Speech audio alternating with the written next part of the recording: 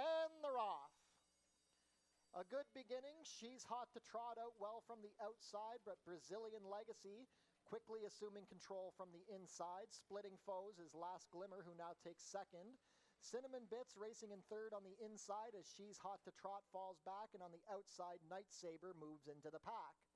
There's only about 3 lengths front to back, a well-compacted group as they race down the backside with the advantage to Brazilian Legacy, who completes the opening quarter in 23 seconds flat. Last Glimmer is giving chase on the outside. Night Saber in the red blinkers moves into third, racing on the outside of Cinnamon Bits, and then 2 more back to She's Hot to Trot. They race midway round the turn, and now Last Glimmer sticks the neck in front of Brazilian Legacy, who's asked for more by Kirk Johnson. Pinto takes Cinnamon Bits out to the 3 path, and now She's Hot to Trot under Bino begins to launch a rally. 46 and 3 to the half at the head of the lane. It's Last Glimmer and Juan Crawford up a length to Cinnamon Bits. She's Hot to Trot trying to close from last. Night Saber down the far outside. Last Glimmer lets out another gear. She's up by 1.5. She's Hot to Trot is into second, but Last Glimmer will hold sway. Last Glimmer and Juan Crawford win by 2 over She's Hot to Trot, Cinnamon Bits, Brazilian Legacy, and Night Saber. 6 furlongs in 1:11 and 2.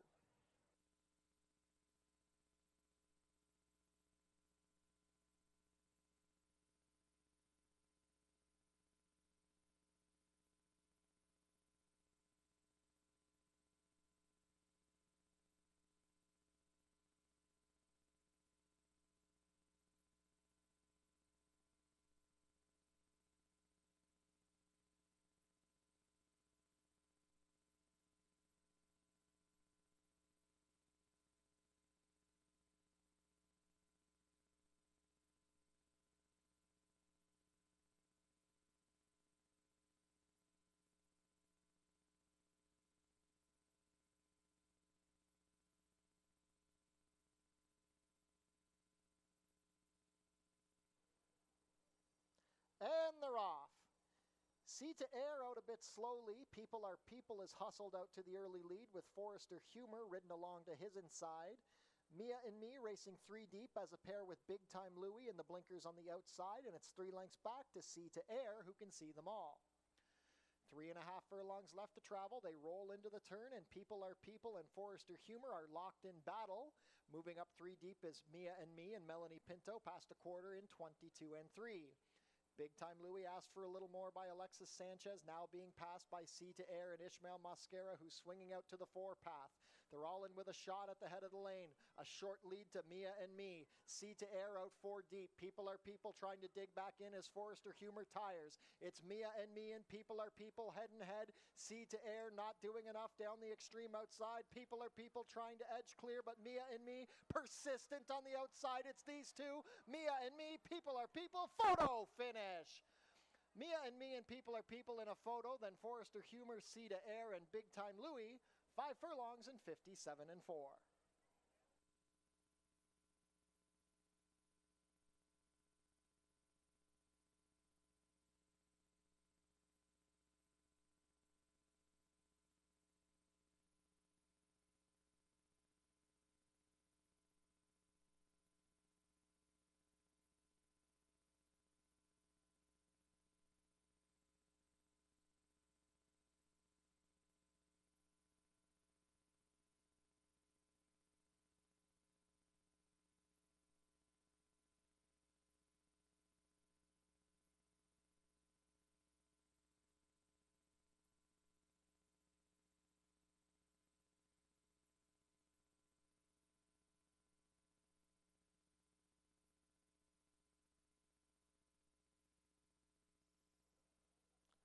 And they're off.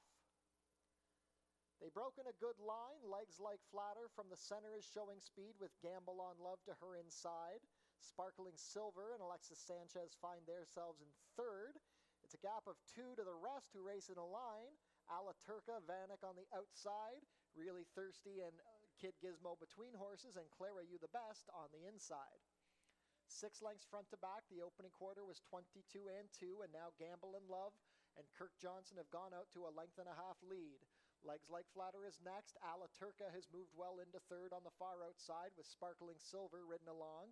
Clara You the Best asked for a little more by Mail Hot, but being passed by Really Thirsty and Kid Gizmo. Midway round the turn, quarter of a mile left to go, and now Legs Like Flatter takes the advantage from Gamble on Love. The half was 45 and 3. They reached ahead of the lane. It's Legs Like Flatter and Juan Crawford on top.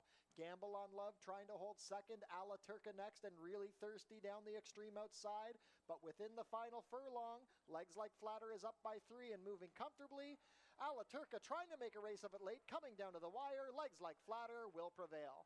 Legs Like Flatter a length to Ala Turca, then Really Thirsty, Clara You the Best, Sparkling Silver, Kid Gizmo, and Gamble on Love. 6 furlongs, 1:10 and 4.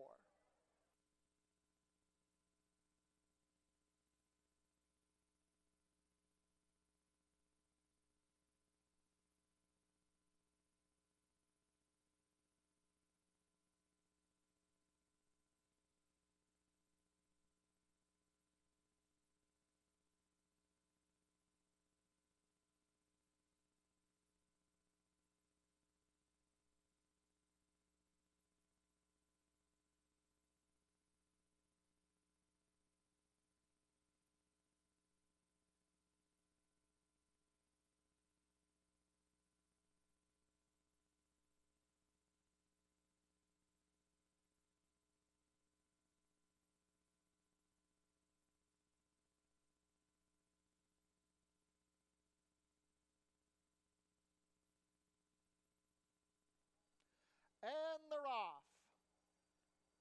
Straight to the front, Naughty and Nice breaks on top with Hot Omelet second on the inside. Miss Ozige under a hold by Mascara, racing on the inside of Iron Pyrite. Then we have Domer Allure, racing as a pair with In It to Win It in the 2-path. The trailing duo are the Cathcart stablemates, Candid Candice and Little Iris. They race around the opening turn and into the backside. It's Naughty and Nice and Kirk Johnson, a length and a half to Hot Omelet and Michael David, who make their way off of the inside. Third on the outside, we have Iron Pyrite in the red shadow roll with Brian Shane, Miss Ozige, and Ishmael Mascara next. 2 lengths back to In It to Win It, who's racing in between Little Iris, making a 3-wide advance. Domer Allure and Pierre Mailhot in the inside, and Candid Candice can see them all. 24 seconds flat for the opening quarter. They race out from the trees, and still on top, it's Naughty and Nice at the half in 47 and 1. Hot Omelet maintains second. Miss Ozige traveling well on the inside in third. Little Iris is fourth. Candid Candice is swung to the far outside, moving well into the pack. Then we have Domer Allure In It to Win It, and the trailer is Naughty. Down the stretch they come. It's Naughty and Nice still on top. The lead is 3. Hot Omelet has been second throughout. Candid Candice on the far outside. Then we have Domer Allure, but coming down to the wire, a front-end procession. Naughty and Nice takes them all the way under Kirk Johnson. Naughty and Nice scores by 5. Hot Omelet holds second from Domer Allure and then Candid Candice. 123 and 4.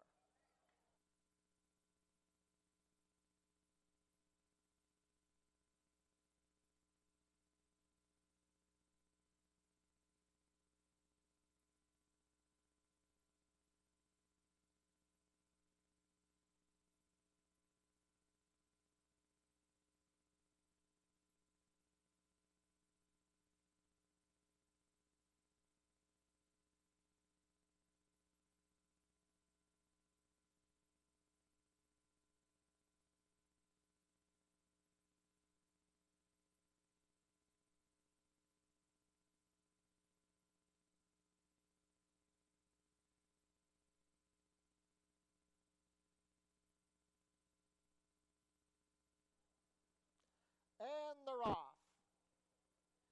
Good beginnings on the outside for Traves and Frackamoor. Also showing speed is Vandu from the center.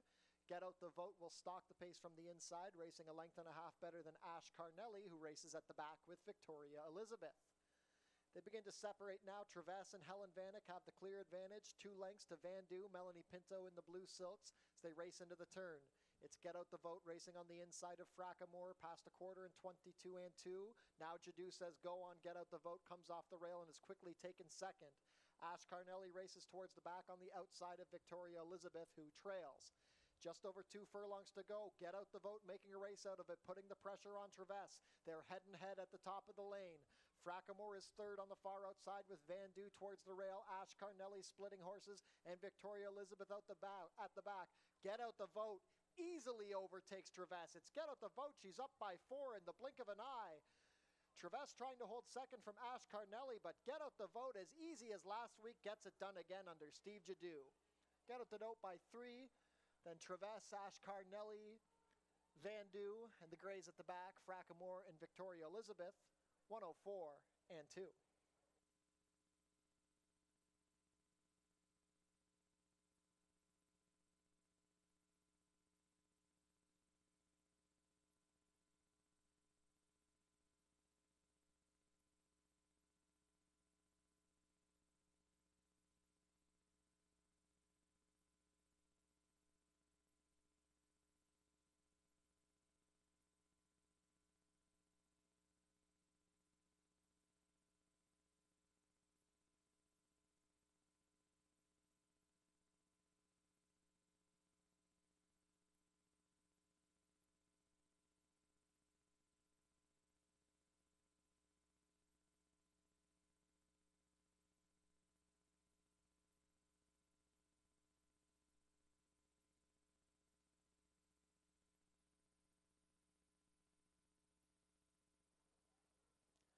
And they're off.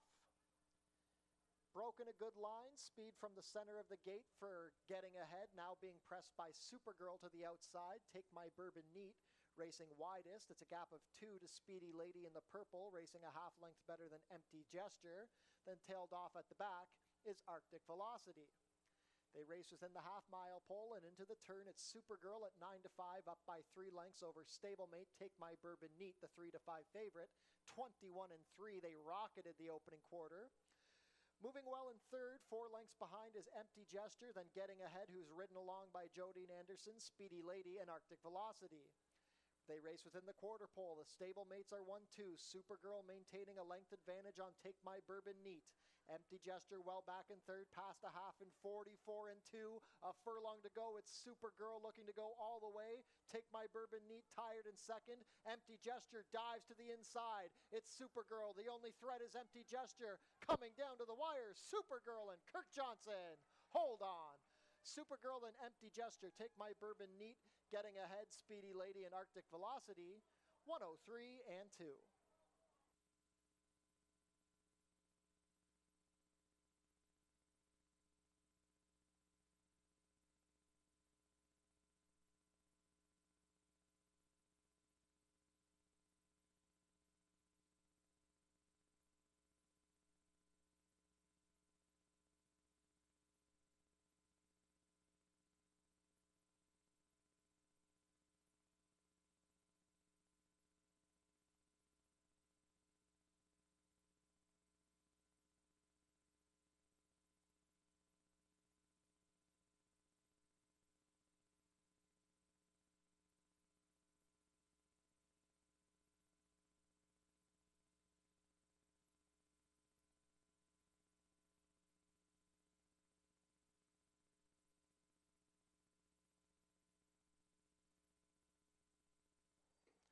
And they're off. A good beginning. Scott Factor asked for speed from the inside, being joined by Grand Spirited and JP Hellish. Mannix out 4 deep. Star Scholar also in the early fray, looking to get somewhere on the inside, as now Scott Factor takes back. He's racing on the inside of Wet and Wild. Mr. Meeseeks is widest as they race around the opening turn, and it's 4 lengths more back to the trailer, Fast and Ready. They sort themselves out and turn into the backside. It's the favorite, J.P. Hellish and Deshaun Gaskin, a length better than Mannix in the bright orange with Juan Crawford. A length and a half to Grand Spirited and Pierre Mailhot in a good spot in third. Then Star Scholar and Steve Jadu fourth. Scott Factor and Kirk Johnson fifth. 1.5 to Mr. Meeseeks and Jodine Anderson. Then Wet and Wild and Brian Shane in the trailer now, Fast and Ready with Melanie Pinto. 23 and 2 for the opening quarter. They race into the far turn. JP Hellish now being challenged by Mannix. These two are head and head with less than 3 furlongs to go, 2 lengths back to Grand Spirited. Star Scholar is fourth on the outside. Scat Factor fifth. Then Mr. Masik's Fast and Ready and Wet and Wild, the new trailer. Head and head at the top of the lane. The half was 46 and 2. Mannix trying to take the advantage from JP Hellish, who fights back on the inside. Late charge down the outside for Scat Factor, moving well with Star Scholar, a late rally. Star Scholar, Mannix has put away JP Hellish. Star Scholar coming. JP Hellish right back on the inside. JP Hellish game to win the finale. JP Hellish over Mannix, then Star Scholar, Grand Spirited, Scat Factor, Fast and Ready, Mr. Masik's, and Wet and Wild, 123 and 2.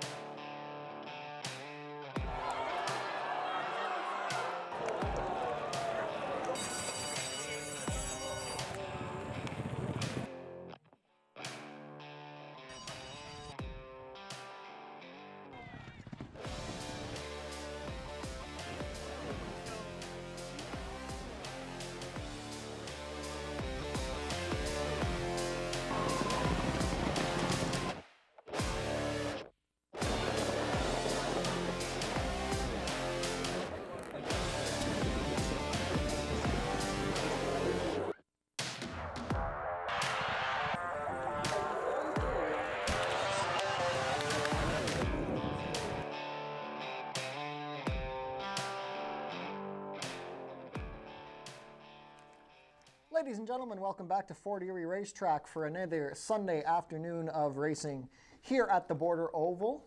It's an overcast day, currently cloudy outside, 22 degrees Celsius though, fairly warm day, 72 Fahrenheit. Bit of a breeze coming 12 miles per hour out of the west. The main track is fast and we are still on the turf. Turf is firm, rail at 0 feet. Before we get into our pre-game show, could the owner of a white Ford F-150 license plate CA20980, please go check your vehicle. You left the keys in the door. Once again, that's a Ford F-150. It's white, license plate CA20980. You left the keys in your vehicle. Let's get on with the rest of our pregame show. Visit our website, fortierieracing.com, for information about everything going on here at the track. Tune into the pre-race show for info about the track conditions, scratches and changes, handicapping, and info about upcoming races and events.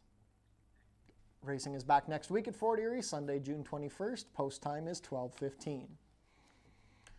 And a reminder that next week is our Father's Day card, presented by Portage M&A Advisory. Father's Day features stakes races, the farmers market, and prize draws. On Father's Day, you could win the Ultimate Dad Golf Prize Package. Enter your non-winning tickets at customer service for a chance to enter the draw. Our next free concert here at Fort Erie is coming up on Tuesday, June 30th, featuring Rock Garden. The dogs are back this summer. Join us on Sunday, July 12th for the fan favorite Wiener Dog races. As always, admission is free. Registration details are up on our website. Be sure to come out for Fort Foodie Fest Sunday, August 30th. Fort Foodie Fest presented by TELUS Pure Fiber. We'll have live racing and our food truck festival. The 91st running of the Prince of Wales Stakes is taking place on Labor Day this year, Monday, September 7th. Bring the kids out for Fort Erie's Track-A-Lantern on October 12th. Starting at noon, kids in costume can come and trick-or-treat around the track. Treat your team to an exciting day at the races. It's only $15 per person. The track pack includes one food item, one drink, and a Fort Erie live racing program. Be sure to book your table in the Turfside Dining Room, open on live racing days. Reservations are recommended. Head down to the Paddock Shack for burgers, hot dogs, sausages, fries, and poutine, plus beer and soft drinks, located near the walking ring. Become a member of HPIBet.com today. Get $100 when you bet $100, plus your first bet is on us. The non-winning ticket draw today will be held after race 6.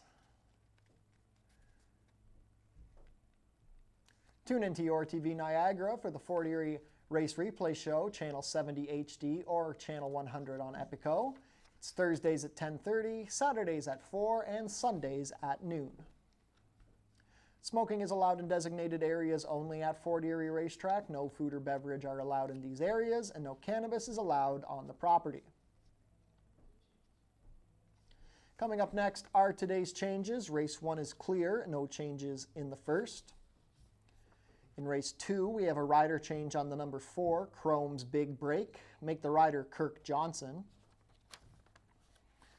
Race 3, we have an overweight on the number 4, Meritude. The rider will be 1 pound over at 121. In race 4, the number 5, Mulmer, will race with no hind shoes. No hind shoes on the number 5, Mulmer. And vet scratch the number 6, Silent Mort. In race 5, we have a rider change on the number 1, Stylish Gent. Make the rider Deshaun Gaskin. In race 6, we have a rider change on the number 1, Glint and Daddy's Eye. Make the rider Luis Reyes. Race 7, we have an ownership change on the number 4, Wolf Beach. The ownership should read Lincoln Rodhay and Ashley Rodhay. Race 5, or number 5, Herd a Ghost. We have a rider change. Make the rider Luis Reyes. And a rider change on the number 8, 4 Beach Friends. Make the rider Deshaun Gaskin. Race 8, Rider change on the number 2, Kitty Holiday. Make the rider Praven Badri.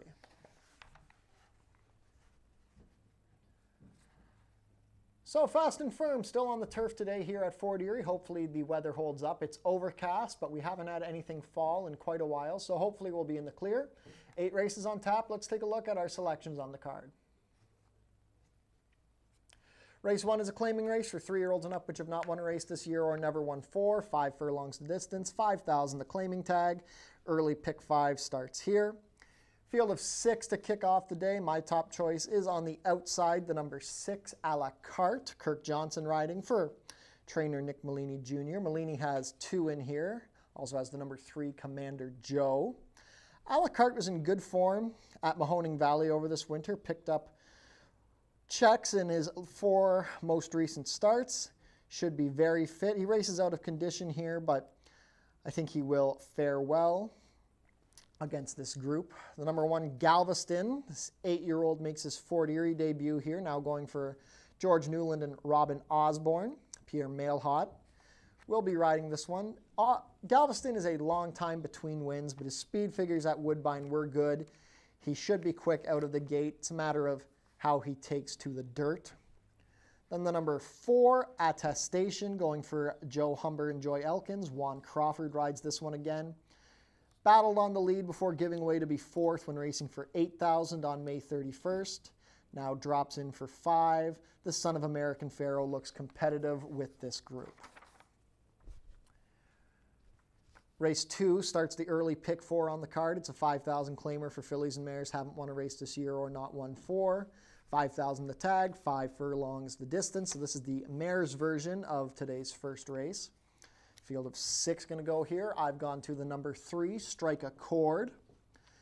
Kevin Whiteley sends this one down from Woodbine for Bruno Chickadans. We have Luis Reyes in the saddle. Strike a Chord is all about speed, has a hard time finishing races, but she's typically better early in the season than late.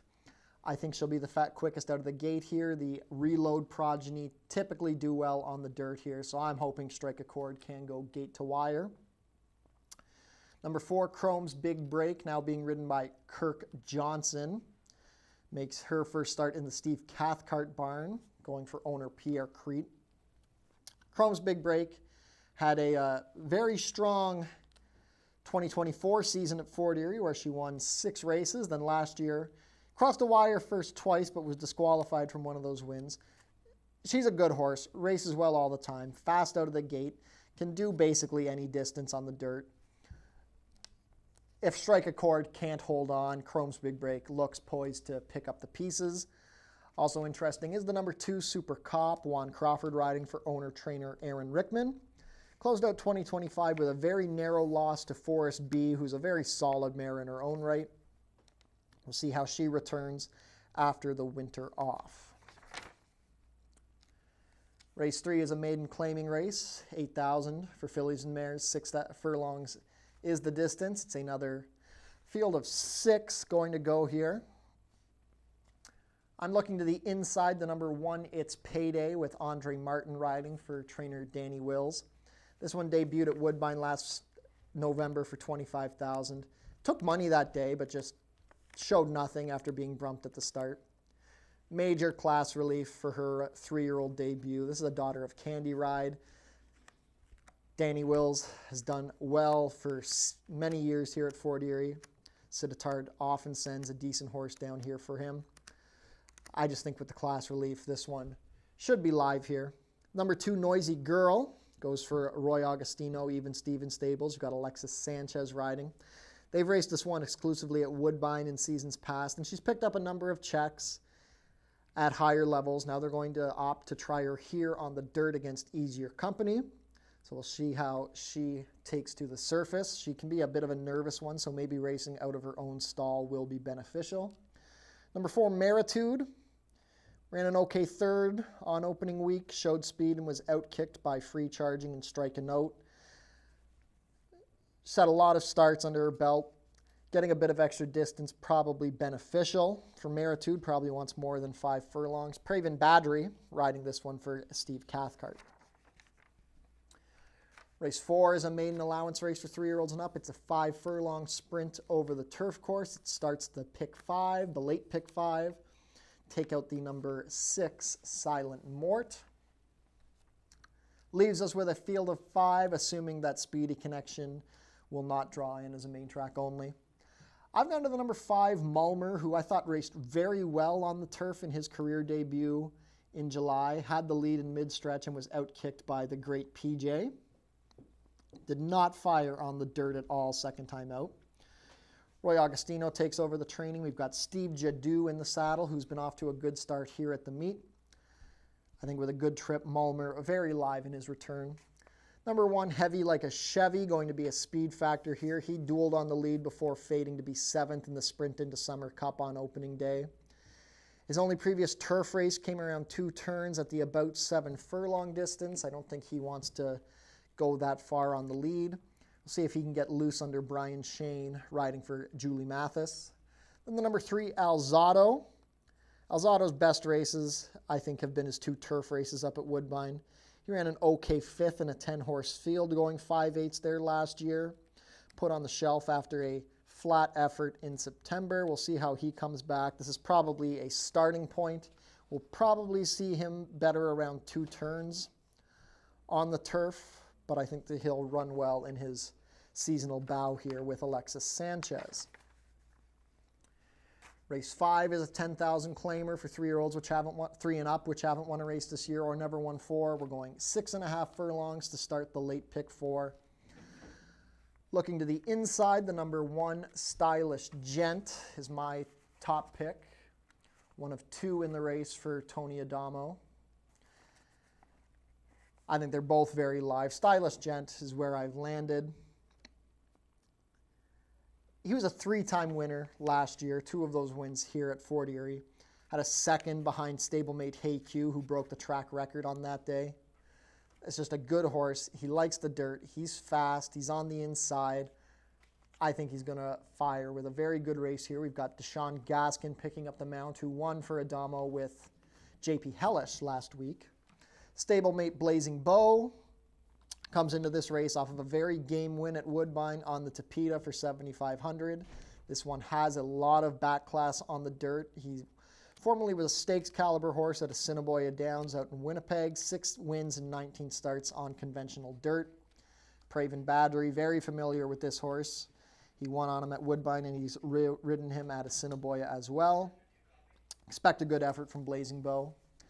Then the number 4, Bingo's Grind, closed very well and ran very gamely to be beaten a neck by If You Insist, who's a solid horse on May 31st. If there's a solid pace for this son of Outwork to close into, I think he will be there for a check, and a pace duel is definitely not outside the realm of possibility here. Kirk Johnson going to ride this time for Mike Cohen. Race 6 is an allowance race for 3-year-olds and up, which have never won 3, 6 furlongs the distance. Final rolling pick 3 of the day kicks off here. I've gone to the number 2, Sterling Castle. Tony Adamo trains this one for Icon and Bermuda Blue Farm. We've got Deshaun Gaskin riding. They sent this one down to Mountaineer on the 10th of May, where he was a game winner of a non-2 allowance there. The runner-up, Zealous Storm, has come out and won since then. This one has speed, likes the dirt. The Fort Erie surface is probably a little more forgiving than the deep surface at Mountaineer, so I expect a good run from Sterling Castle. Number 6, Short Story Long. Raced really well, especially last time at Woodbine. Ran a game race to be 4th, got in a bit tight, kept on well, was only beaten 3.5 lengths. This one seems to be coming back around. He looked like a very promising horse when he came to Fort Erie last year, but the form just really tailed off. I think as a long shot, this is definitely one worth looking at. Steve Jadu riding for owner-trainer Lindsay Hode. Then the number 3, Cooler Man, making his Fort Erie debut, now in the barn of Roy Augustino. We've got Mikey David in the saddle. This one had a good 48-1 breeze on the Fort Erie dirt on May 28th. It looks like he's training well over the surface. We'll see how he takes to the surface in racing conditions in his first start of 2026. Back on the turf for race 7, it's an 8,000 claimer for 3-year-olds and up which haven't won 2. It's another 5-furlong sprint. I'm looking at the number 1, Tiernan. Now going for the barn of Tony Alderson, Pierre Mailhot will ride. Tiernan was a speed factor in most of his races at Woodbine last year, but was having a tough time finishing off races. This is the easiest spot he's ever been in. I don't think he minds the turf. His only turf try, he led until the 8th pole and then got tired. It was a good group of horses, 40,000 optional non-twos at Woodbine. I think if he breaks good from the inside position, he'll be tough to run down. Number 5, Herd of Ghost, goes for trainer Mike Blake. Luis Reyes picking up the mount. Herd of Ghost ran really well in his Fort Erie debut back in August, but then came back for his final 2 starts of the season. Was a bit flat, ran 4th in both of those. They were small fields. He's run well on the turf at Woodbine at longer distances. Ran a good 3rd, going 1 mile and a 16th for 15,000. 5 furlongs probably not ideal, but I think after the winter off, we'll see a good performance out of Herd of Ghost. Then the number 6, Roombaba. Nick Malini Jr. and Helen Vanek team up here. This one didn't do too much running in his 2 final starts at Mahoning Valley over the winter. He's been on the turf a few times, had a 2nd place finish on the turf, dropping in for 8,000. Hopefully after a few months off, maybe just didn't like the mud in those 2 starts at Mahoning Valley, and hopefully those aren't indicative of what he's capable of. Final race of the day, very competitive, 62.50 claimer, 3-year-olds and up which haven't won a race or never won 4. 6 furlongs the distance, field of 7 going to close out the card with the jackpot high 5. I've gone to the number 2, Kitty Holiday. Kitty Holiday, a non-threatening 3rd behind If You Insist and Bingo's Grind on May 31st.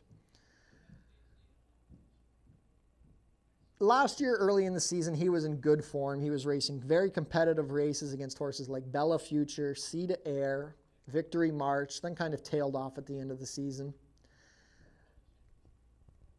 I didn't love that first race, but he may have just needed it off the layoff, so we'll see if he's a little tighter this time around. Craven Badgery going to pick up the mount on Kitty Holiday. Number 3, Paperback Hero. Broke slowly and just never really got involved on opening day. That was for 8,000. That was a good group of horses. Wet and Wild, Heat Merchant. Hopefully breaks better this time. This is a horse who's almost always in the money. Runs good all the time. Helen Vanek going to ride for Roy Augustino and Reggie Johnston. Then on the inside, Where Is Essa? Kind of similar to the stablemate Kitty Holiday. Just kind of flat on opening day coming out of the same race that Paperback Hero exits. But this is a horse who's been very good against tough company in the past. Last year he was a winner against 10,000. He ran against good horses like Bella Future, Sea to Air. Been competitive against the highest claiming horses we have here at Fort Erie. So I'm hoping just for a bit of a better race with a start under his belt. We've got Juan Crawford riding. So there you have it. 8 races on tap. Once again, 8 races on tap today. Best of luck with all of your wagers. And a reminder, if you own a white Ford F-150 license plate CA20980, please attend to your vehicle. You left the keys in the door. Once again, that's a white Ford F-150 CA20980. Please go check your vehicle. You left the keys in the door. Best of luck with all your wagers and enjoy your day here at Fort Erie Racetrack.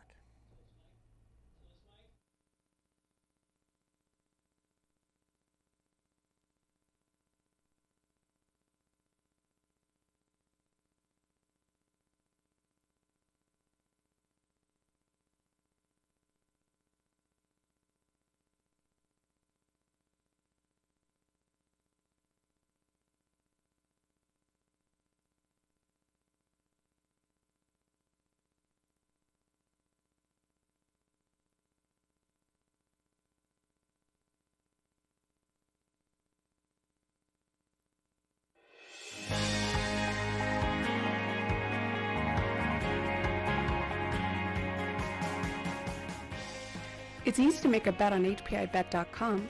Follow these simple steps and you'll be betting in no time. First, go to the HPIBet.com website.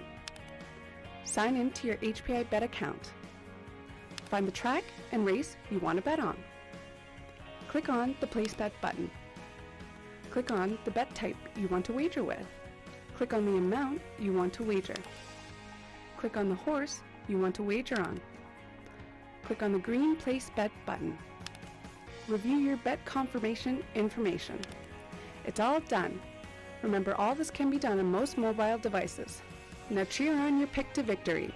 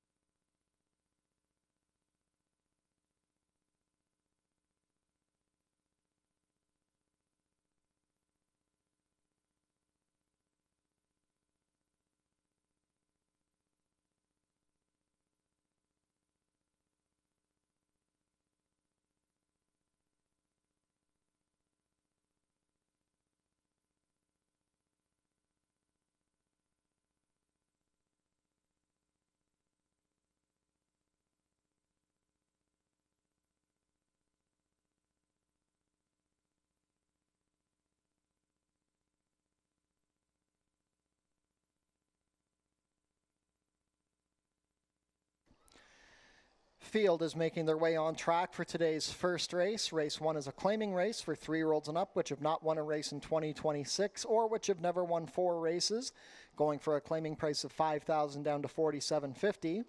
Traveling a distance of 5 furlongs, competing for a purse of $17,550. Race 1 offers Win Play Show, Exactor, 20-cent try, double, 20-cent super, 20-cent pick 3, and 20-cent early pick 5 wagering.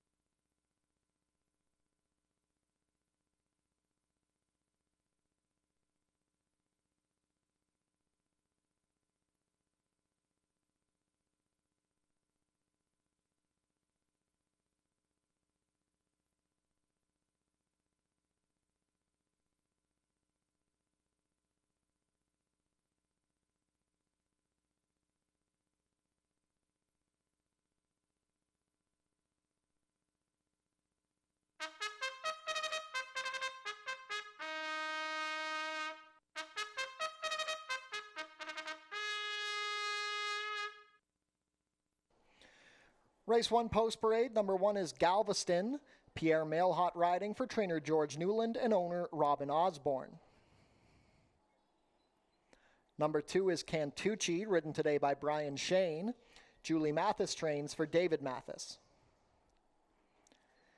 Nick Malini Jr. owns and trains the number 3, Commander Joe. The rider is Helen Vanek. Number 4 is Attestation. Juan Crawford in the saddle for trainer Joe Humber and owner Joy Elkins. Number 5 is Even Steven Stables, Hardware Gap. Michael David rides for trainer Roy Augustino. Completing the field, number 6, A La Carte. Kirk Johnson riding for trainer Nick Malini Jr. and owner Bruno Schickadans. 3 minutes to post for race 1. Early pick 5 wagering starts here.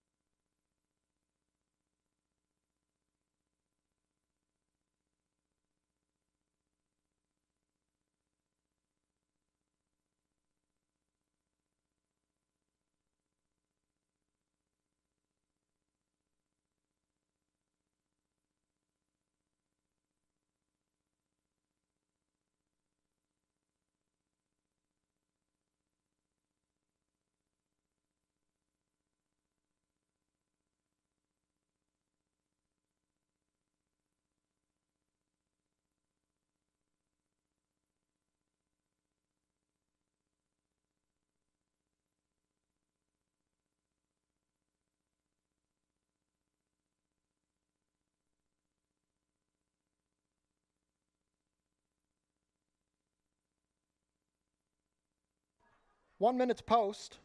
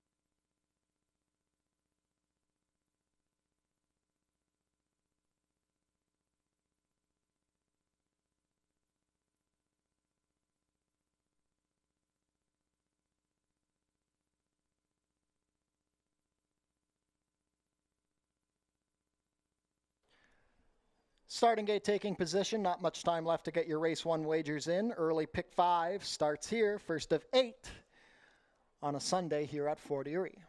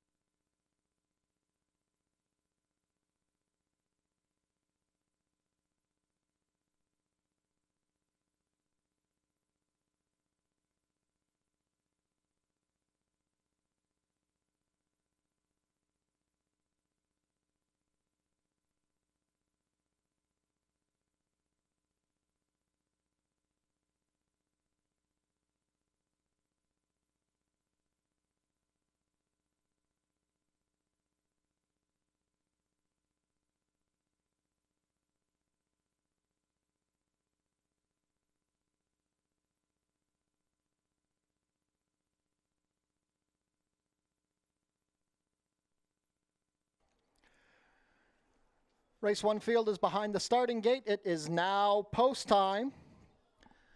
Co-favorites as we begin loading are now Galveston is the clear favorite at 6-5, 8-5 on the number 4 Attestation. Galveston first to go up under Pierre Mailhot, this 8-year-old making his Fort Erie debut. Gate 2 for Cantucci and Brian Shane. Commander Joe with Helen Vanek. Gate 4 is Attestation, the son of American Pharaoh with Juan Crawford. Hardware Gap and Michael David to gate 5. Last in will be A La Carte and Kirk Johnson. All set. And they're off. A clean break. Several going for the lead. Galveston on the inside with Cantucci, Commander Joe, Attestation, Hardware Gap, and A La Carte. There's 6 across the track in the early stage in the opening furlong. Only a length separating the entire field. This looks like a race at Ajax Downs as they go into the bend. It's Galveston up a length now, Cantucci second. Commander Joe hard ridden by Vanek in third with Attestation 4 deep and A La Carte widest of all. Hardware Gap now the distinct trailer, but still only 3 lengths front to back. Opening quarter is 22-4. It's Galveston looking to make all. Attestation getting into second. A La Carte very wide. They're still stacked up a line of 5 at the head of the stretch. Looking for room is Cantucci getting in a bit tight there, as is Commander Joe. Now Attestation coming after Galveston and A La Carte down the extreme outside. These two have covered the most ground, but they're finishing best. Attestation and Juan Crawford on top. A La Carte coming into second, but Attestation will prevail. Attestation and Juan Crawford to open up the day. Then A La Carte, Galveston, Cantucci, Commander Joe, and Hardware Gap, 59-2.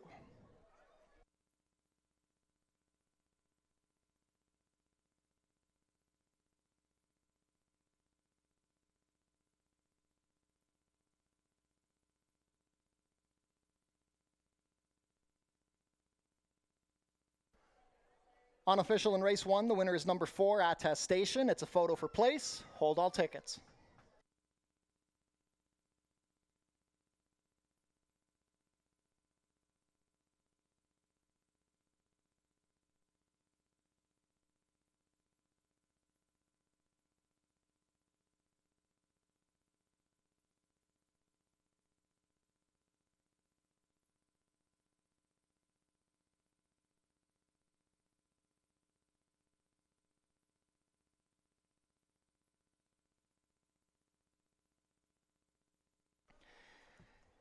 In the place photo, it's the number 6, A La Carte, over the number 1, Galveston. Fourth was number 2, Cantucci. Unofficial race 1 order, 4-6-1-2.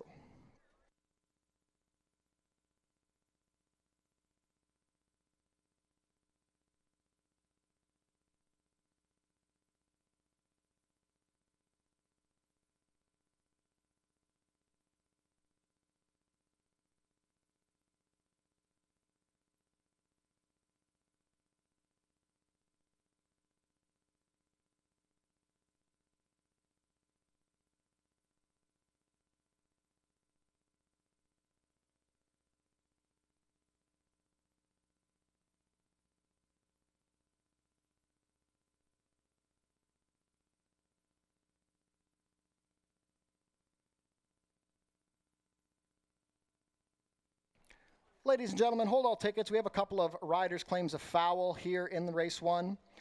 The riders of number 2, Cantucci, and 3, Commander Joe, both alleging interference against the unofficial third-place finisher, number 1, Galveston, both at the top of the stretch. Again, that's riders' claims of foul, 2 and 3 against 1 at the top of the stretch. It does not affect the unofficial winner. And that is Attestation, just getting the picture taken. Attestation is a 4-year-old bay colt by American Pharaoh out of Top Cats, bred here in Ontario by Copper Water Thoroughbred Company. Juan Crawford with the winning ride for trainer Joe Humber and owner Joy Elkins. 5th lifetime win in 16 starts for Attestation, his first win of the 2026 season. Overcoming a wide journey to complete the 5 furlongs in a time of 59 and 2. Congratulations to the connections of Attestation. Hold all tickets. Inquiry ongoing into the running of race 1.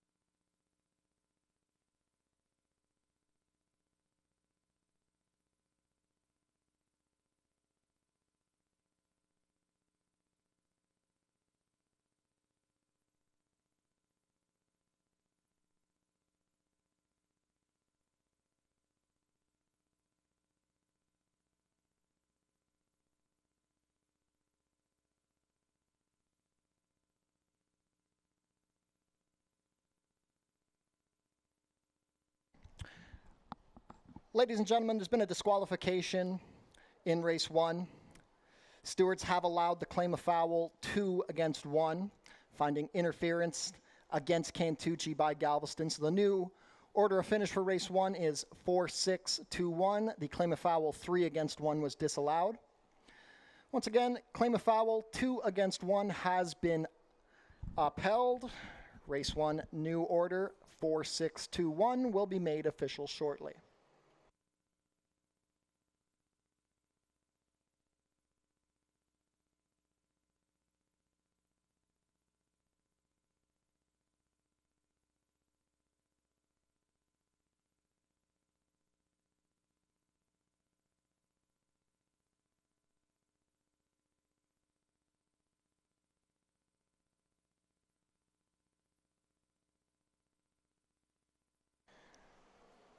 Race 1 is now official.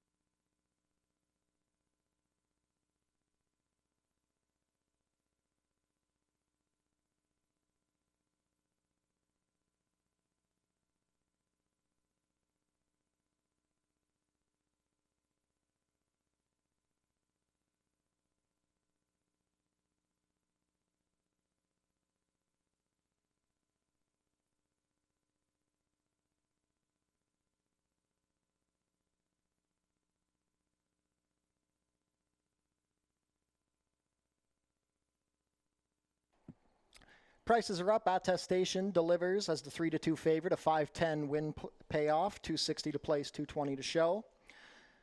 Number 6, a la carte second, 330 to place, 260. And third, number 2, Cantucci, 450 to show. $2 exacta, 4-6, $12 even. The $1 try, 4-6-2, $20.85. $1 super, 4-6-2-1, $53.05.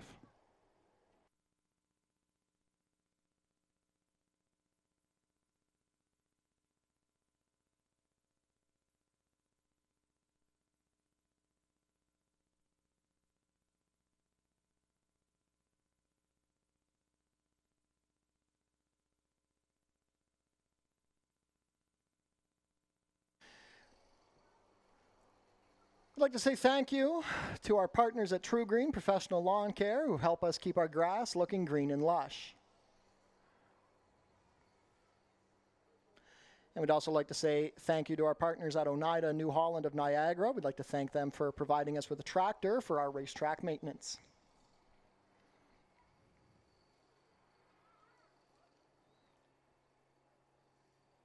Race 2 is coming up in 16 minutes. We have a rider change on the number 4, Chrome's Big Break. Make the rider Kirk Johnson.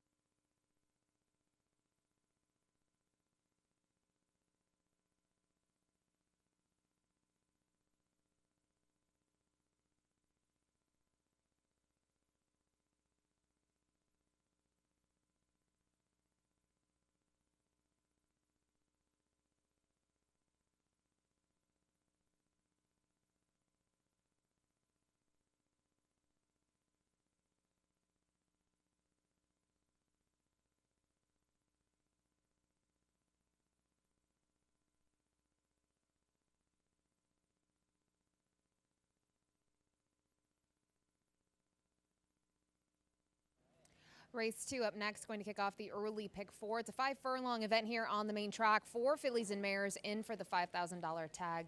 And we have a field of 6 going postward. I'll kick things off here with the number 2 Super Cop, my top pick in this field.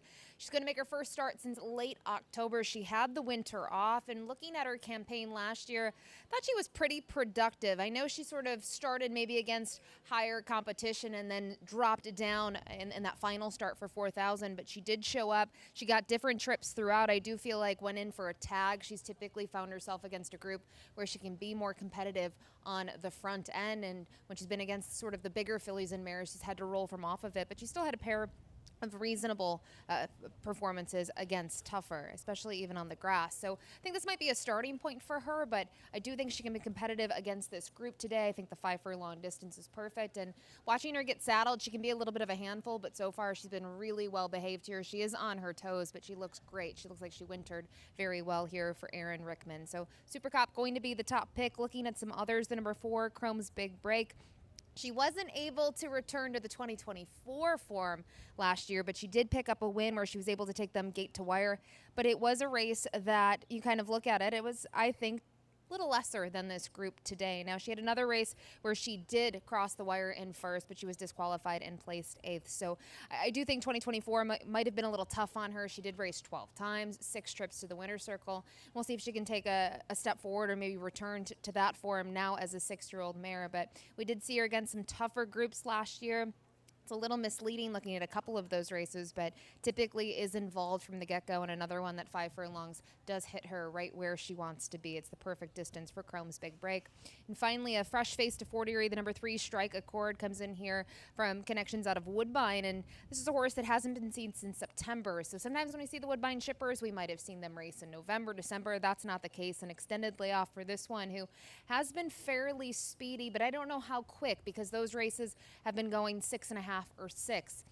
We'll see if Strike Accord has 5 furlong speed and can handle the dirt. When we talk about the dirt horses here and how they can perform coming off the Tapeta, we look at the reloads. We definitely look at the super speedies, and she's a 5-year-old daughter of reload. So maybe she can push the situation early. In her first start off a extended layoff last year, she was competitive, just second best behind Stolen, and she was forward. But wonder what the tactics here will be from her rider. I'll stick with the 2 Super Cop, who's proven locally, and I mentioned just caught my eye as well in the paddock. I do think that she looks physically to be the standout in here. So 2, 4, 3, my top 3 here in race 2. Good luck.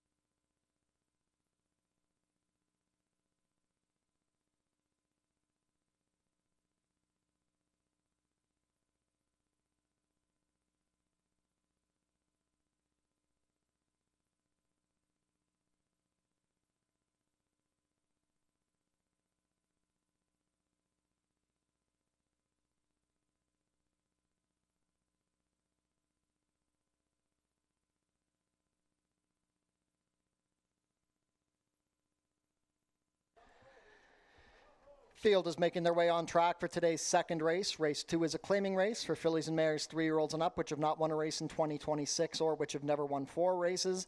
Going for a claiming price of $5,000 down to $4,750, traveling a distance of 5 furlongs, competing for a purse of $17,550. Race 2 offers win, play, show, exactor, 20-cent try, double, 20-cent super, 20-cent pick 3, and 20-cent early pick 4 wagering.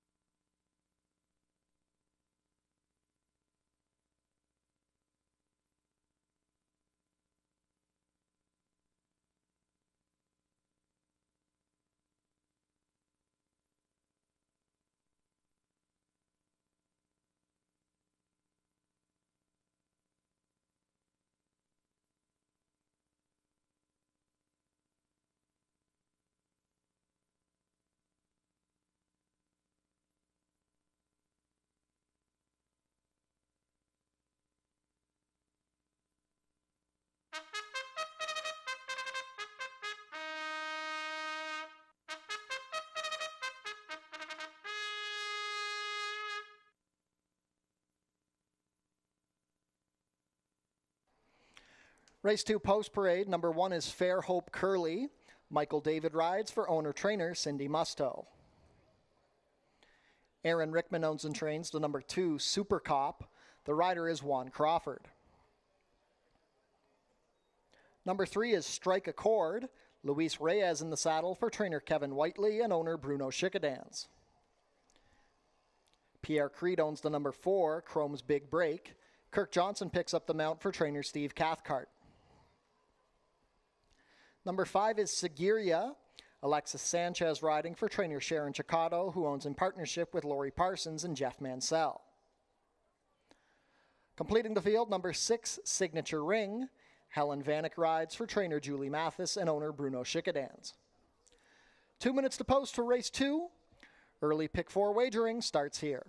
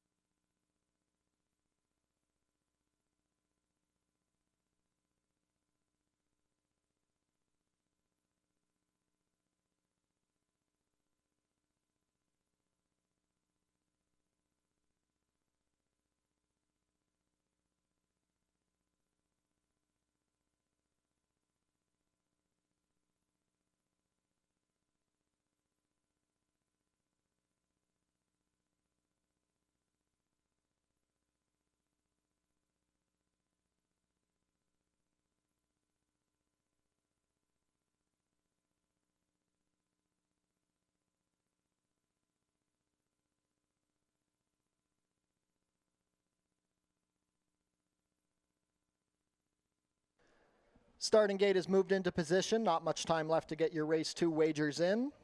Early pick 4 wagering kicks off here. 6-5 favorite, the number 4, Chrome's Big Break.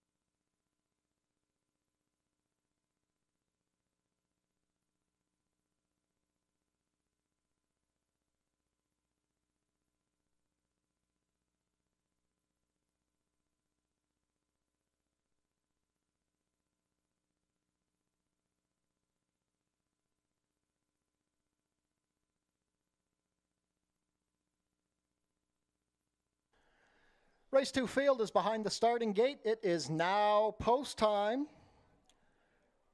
Chrome's Big Break, still your 7-5 favorite, 2-1 on Strike a Chord. Got a couple making their Fort Erie debuts here. First up will be Fair Hope Curly. Michael David aboard. Super Cop, Juan Crawford, looking for both ends of the early double.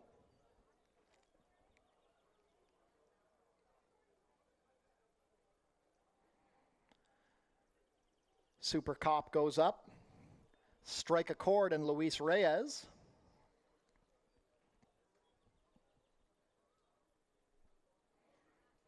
Chrome's Big Break and Kirk Johnson at 3-2, the daughter of California Chrome. Seguiria with Alexis Sanchez.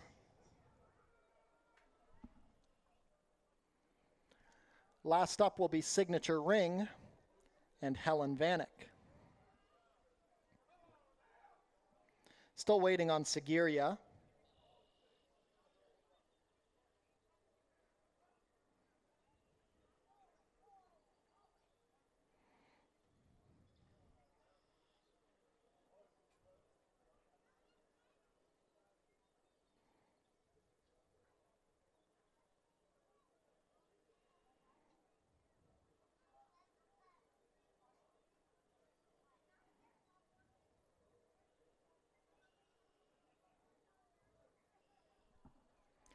Seguiria, reluctant to come up.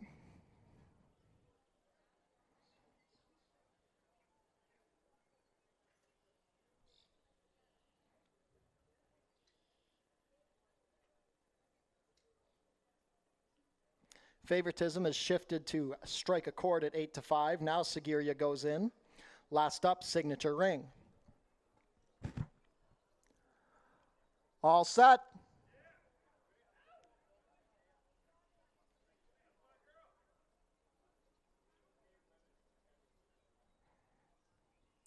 And they're off. Chrome's Big Break out best from the center with Signature Ring on the far outside. Strike a Chord racing in third towards the rail. Fair Hope Curly and Super Chord are racing as a pair, and then it's a gap of 4 to Seguiria. They race within the half-mile pour, and Strike a Chord is tracking the stablemate Signature Ring as they race into the turn. Chrome's Big Break is third in the 3-path. Fair Hope Curly and Michael David fourth, saving ground past a quarter in 22-4. Crawford asks Super Cop to keep up now from 5th, and Seguiria still at the back. Signature Ring and Helen Vanek lead the charge with 2 furlongs left to go. Reyes asks Strike a Chord now as Chrome's Big Break angles 3 wide. Then Fair Hope Curly, Super Cop, and Seguiria. Down the stretch they come. Strike a Chord is tired, and that leaves Signature Ring loose on the lead. 3-length advantage with less than a furlong to go. Chrome's Big Break is coming into second, and Fair Hope Curly rallying up the inside, but Signature Ring, an easy score, handwritten to the wire by Helen Vanek. Signature Ring by 2.5, then Chrome's Big Break, Fair Hope Curly. Super Cop might have just gotten up for 4th over Strike a Chord. 5 furlongs in a minute flat.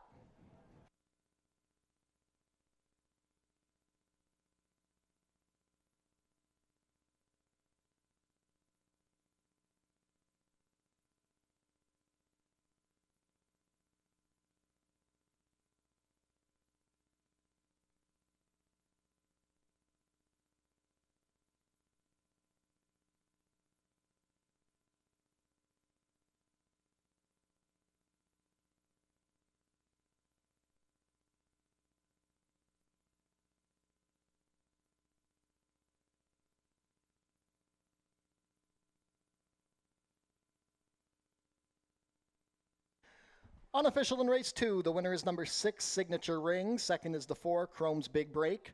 Third, number 1, Fair Hope Curly. And fourth, number 2, Super Cop. Unofficial race 2 order, 6-4-1-2.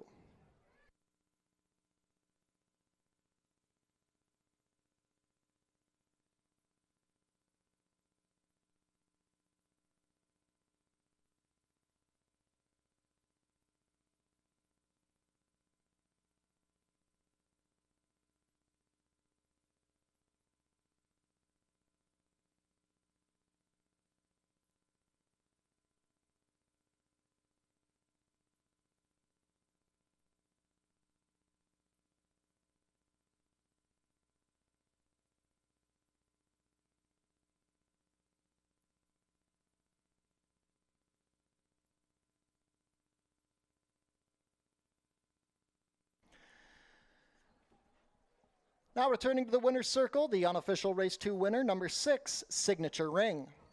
Signature Ring is a 5-year-old bay mare by Signature Red out of She's a Ringer, bred here in Ontario by Colebrook Farms. Gate to wire score under Helen Vanek. Signature Ring is trained by Julie Mathis for Bruno Chickadans.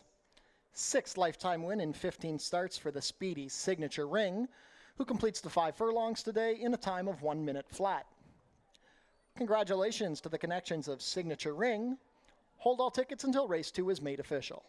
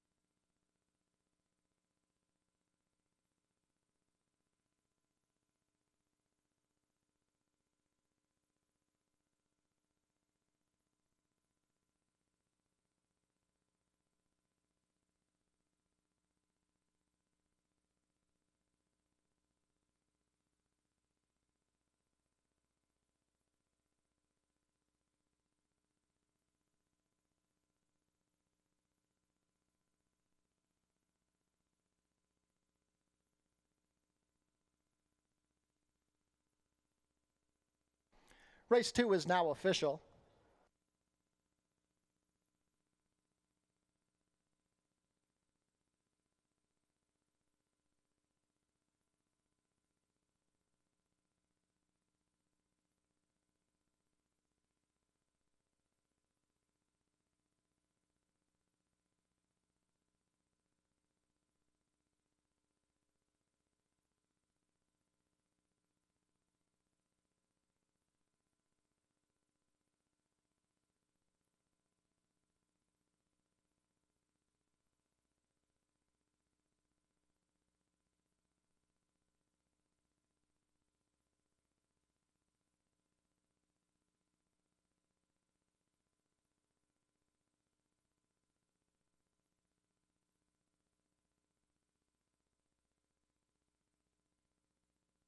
Prices are up. Signature Ring returns $16.10 to win, $8 to place, $4.90 to show.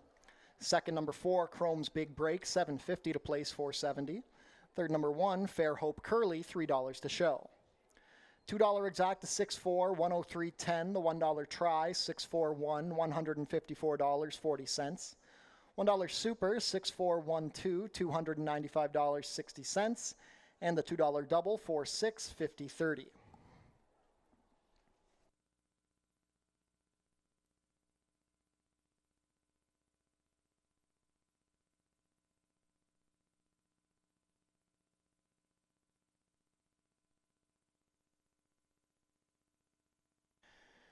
I'd like to say thank you to our partners at All-in-One Legal Concierge. If you have legal hurdles, you can bet on All-in-One. And a shout out to our partners at Niagara Rhinoplasty, where Dr. Jeff Robichaux practices. His info is on screen now.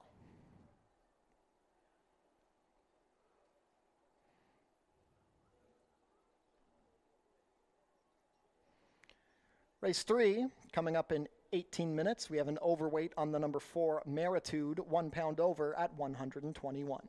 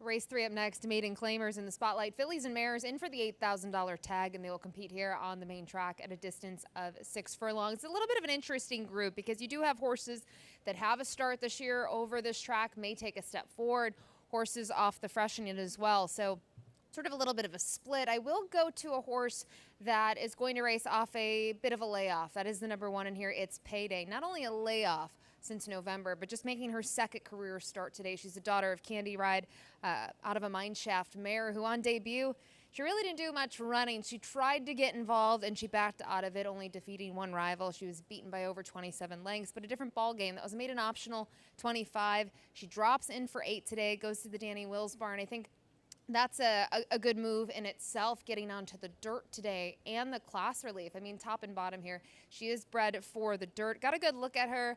You can see when she came over, she did have that black hood on. Typically, we see that with horses, trying to keep them a little bit more focused, and she was certainly on her toes. So I think she's going to be one to watch here in the outdoor saddling enclosure as well as when she gets to the track. But she is going to be my top pick.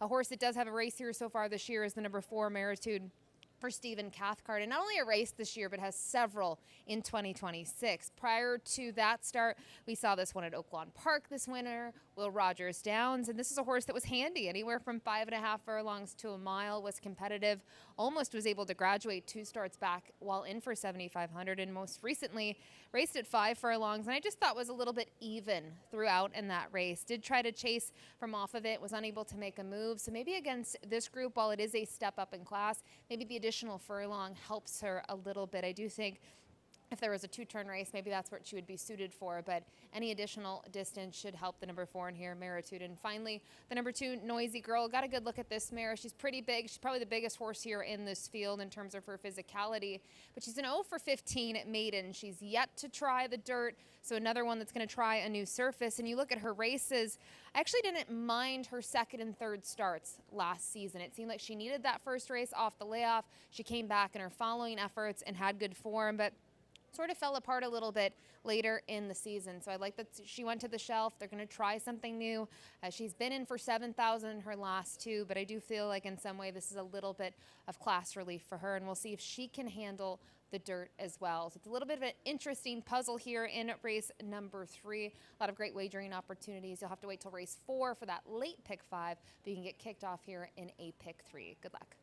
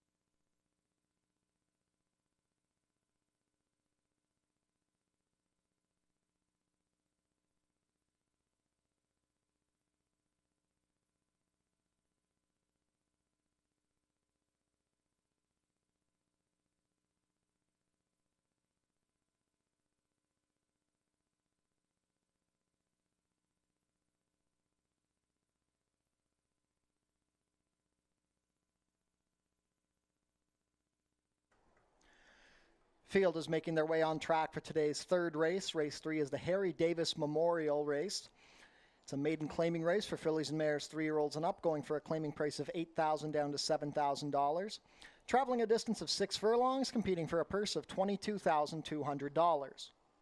Race 3 offers win, place, show, exactor, 20-cent try, double, 20-cent super, and 20-cent pick 3 wagering.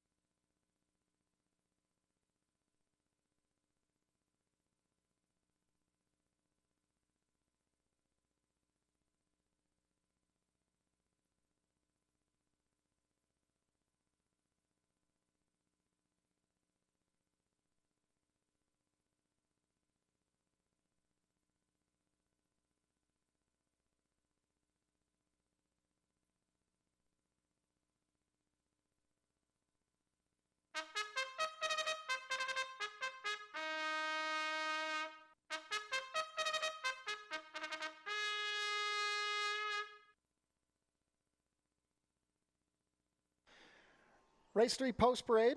Number 1 is It's Payday. Andre Martin riding for trainer Danny Wills and owner Tucci Stables. Number 2 is Noisy Girl.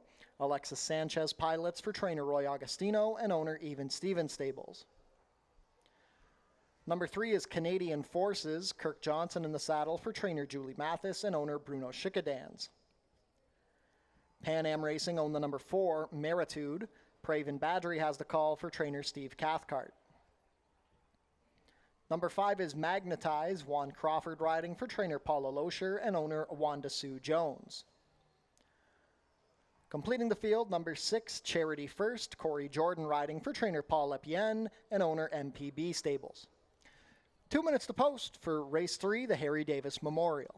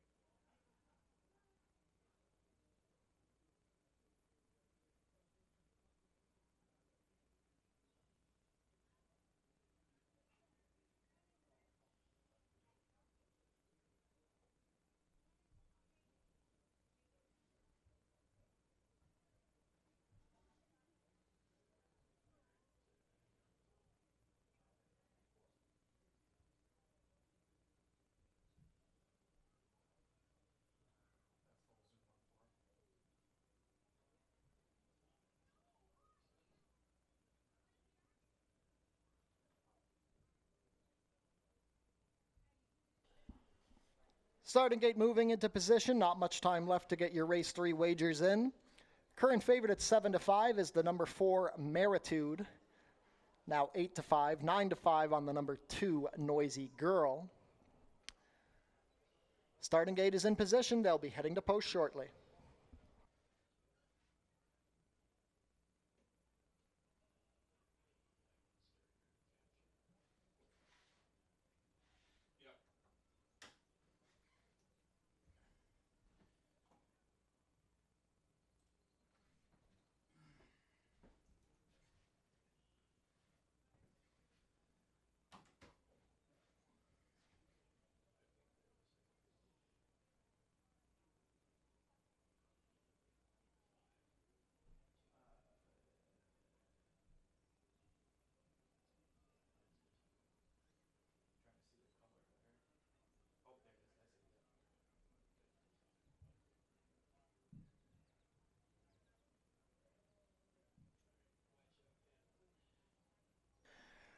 Race 3 field is behind the starting gate. It is now post time for the Harry Davis Memorial.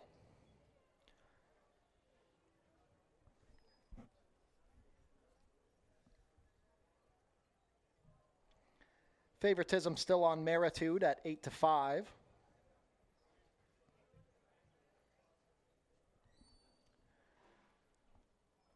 First to come up will be It's Payday with Andre Martin. The Gray Noisy Girl with Alexis Sanchez.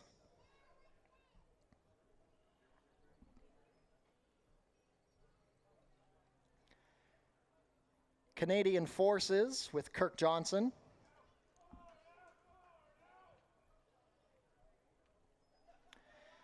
The Arkansas bred Meritude with Praven Badri at 6-5. They're going to bring up Magnetize without the rider. Juan Crawford to climb back aboard once she's settled. The last in will be Charity First with Corey Jordan.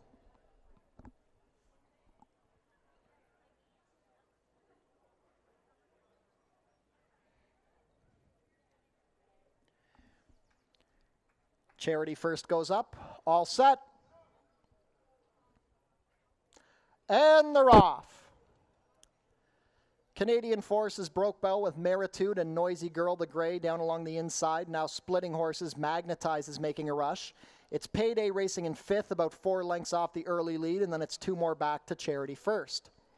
The early advantage belongs to Magnetize and Juan Crawford, racing a length and a half better than Noisy Girl and Alexis Sanchez. Meritude at even money under Praven Badri stocks from 3rd past an opening quarter in 22-3. Canadian Forces, after breaking well, is falling back, being passed by It's Payday and Andre Martin, and Charity First is tailed off at the back. It's about 12 lengths front to back. Magnetize still in control. Noisy Girl comes off the inside, asks for a little more by Sanchez as Meritude cruises up in the 3 path. It's Payday trying to get going from 4th, still about 6 lengths off the lead, then Canadian Forces and Charity First. 47-1, a slow half mile. They reach the head of the lane, and Meritude on the far outside trying to take the advantage. Noisy Girl drifts in and bumps into Magnetize, who's tired. It's Payday coming with a late charge. Within the final furlong, it's Meritude on top. Noisy Girl trying to fight back down along the inside, and It's Payday is closing, but Meritude has a 2-length cushion with 70 yards to travel. Meritude and Praven Badri will prevail. Meritude over It's Payday, Noisy Girl, Magnetize, Charity First, and Canadian Forces. 6 furlongs in 1:14-4.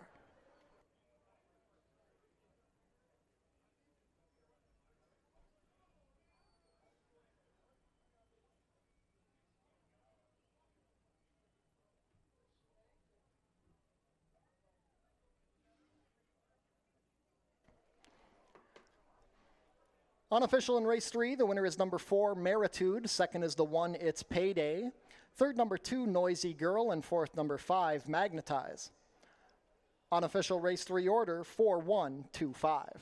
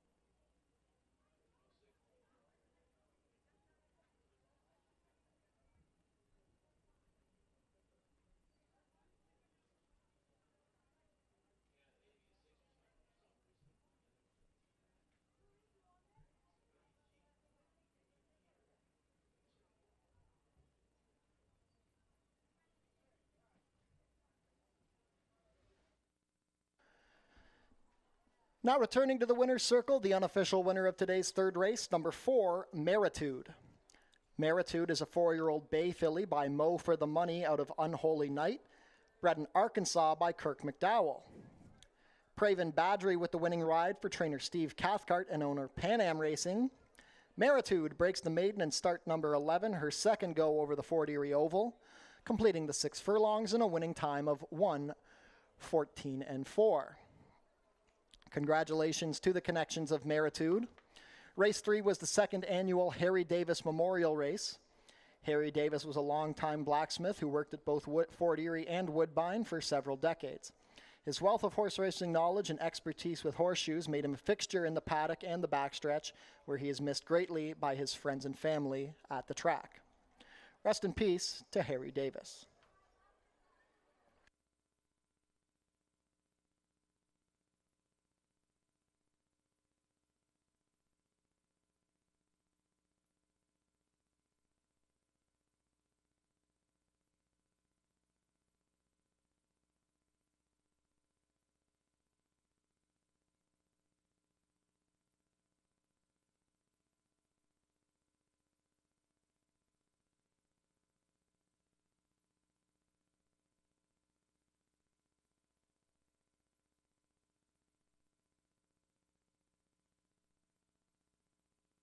Race 3 is now official.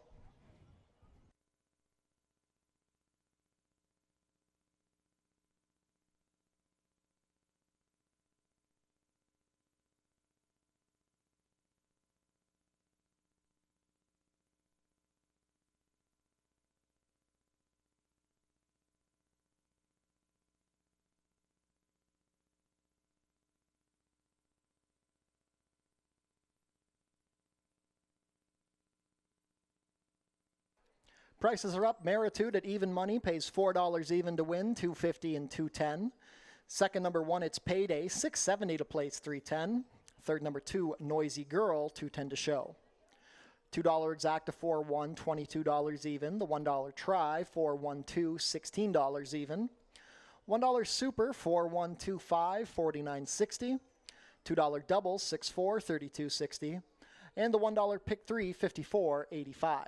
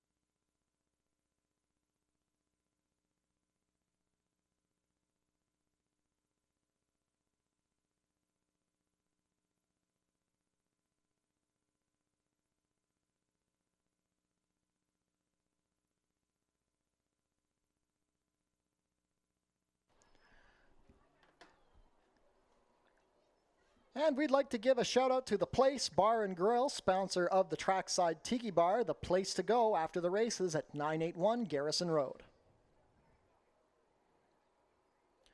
And a shout out to Portage M&A Advisory. Contact info for M&A Advisory on screen now, sponsor of today's Father's Day, or this year's Father's Day races.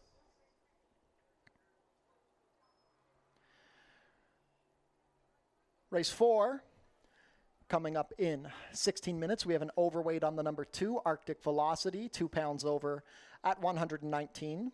Number 5, Mulmer, will race with No Hind Shoes. Vet Scratch, the number 6, Silent Mort. And Stewart Scratch, the main track only, number 7, Speedy Connection.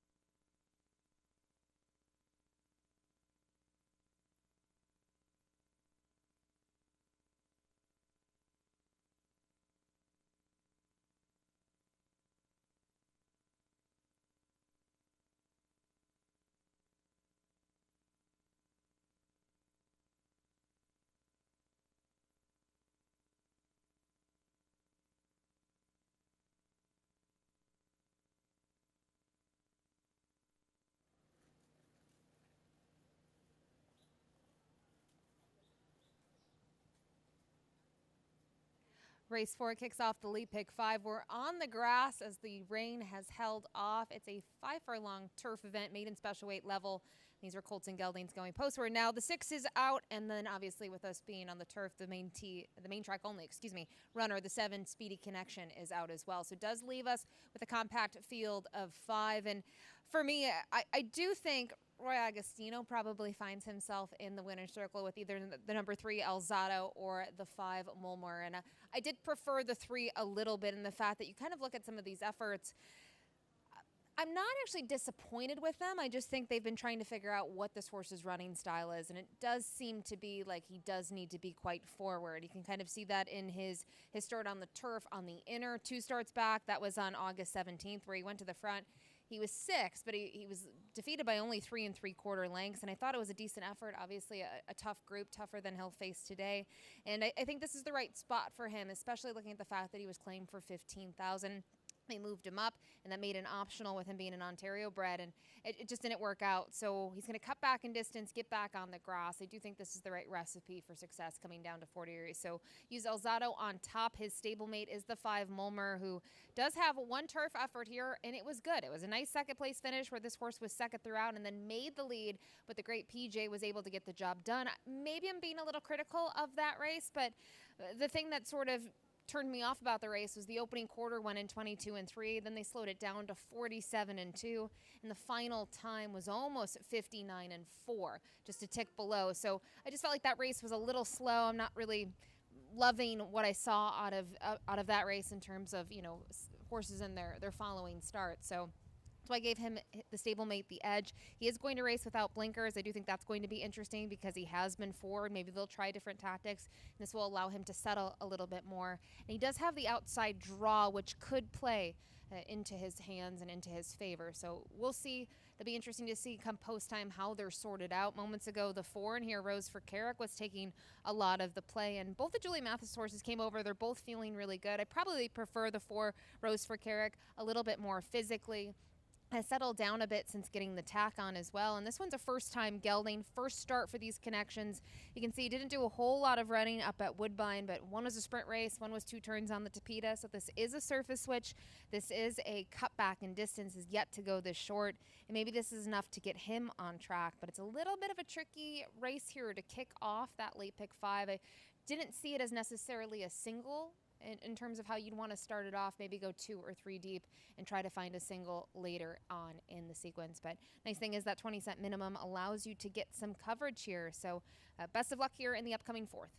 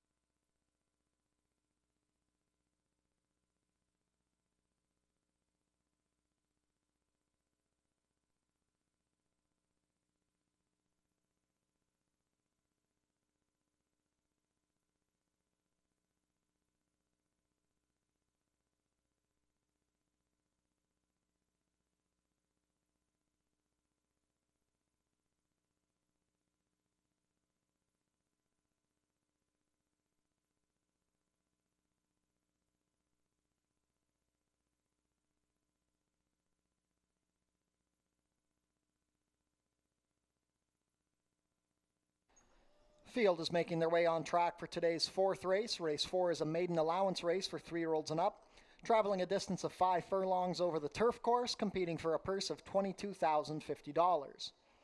Race 4 offers win, play, show, exactor, try, double, 20-cent super, 20-cent pick 3, and 20-cent late pick 5 wagering.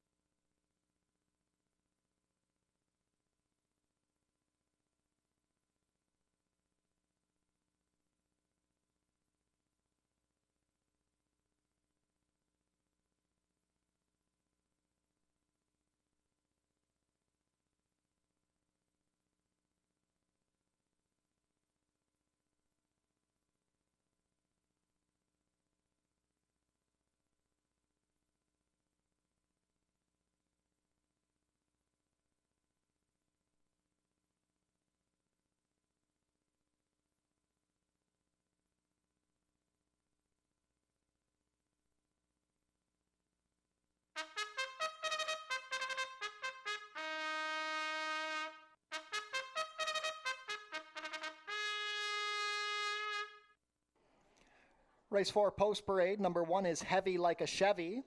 Brian Shane riding for trainer Julie Mathis and owner David Mathis. Number 2 is Arctic Velocity. Corey Jordan has the call for trainer Paul Epien and owner MPB Stables.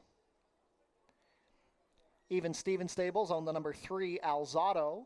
Alexis Sanchez rides for trainer Roy Augustino. Number 4 is Rose for Carrick. Juan Crawford pilots for trainer Julie Mathis and owner Bruno Schickadans. Completing the field, number 5 Mulmer. Steve Jadu riding for trainer Roy Augustino and owner Sergio Magrin. Scratch numbers 6 and 7, 1 minute post for race 4 were on the turf to kick off the late pick 5.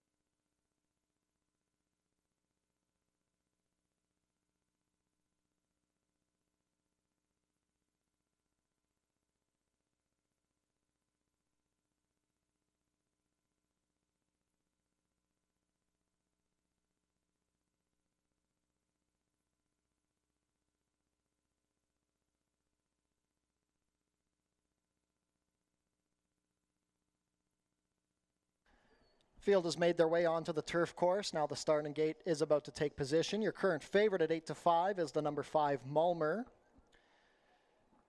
2-1 on both number 1, Heavy Like a Chevy, and 3, Alzado. This race kicks off the late pick 5, first of 2 turf races on the card today at Fort Erie. Last call to get your race 4 wagers in.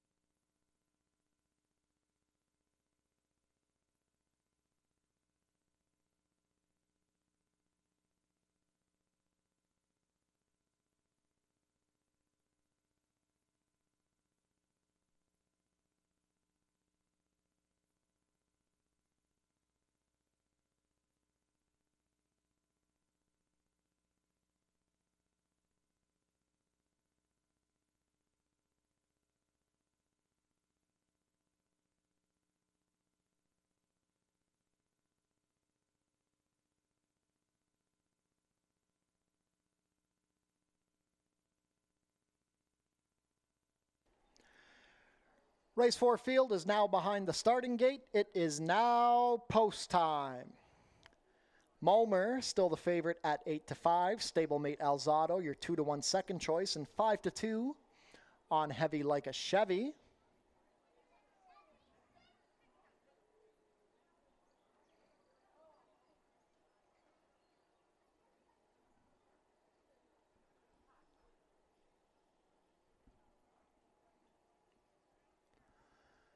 Just a slight delay to loading as we believe we're chasing some geese off of the turf course.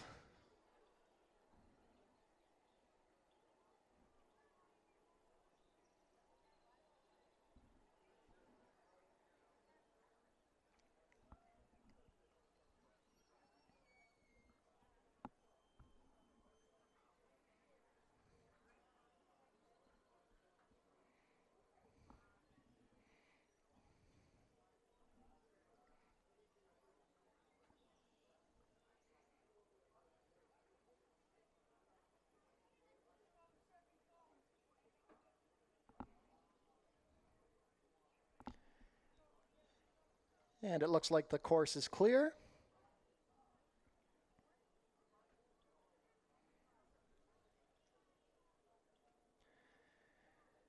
And we're set to begin loading. Favoritism has just shifted to Heavy Like a Chevy and Brian Shane at 3-2. First to go in. Arctic Velocity with Corey Jordan. Alzado making his Fort Erie debut with Alexis Sanchez.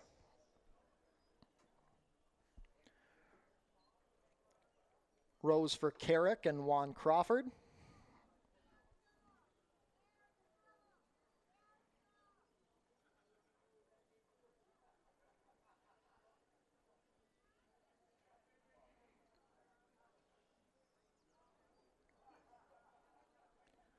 Rose for Carrick comes in. Last up will be Mulmer and Steve Jadu.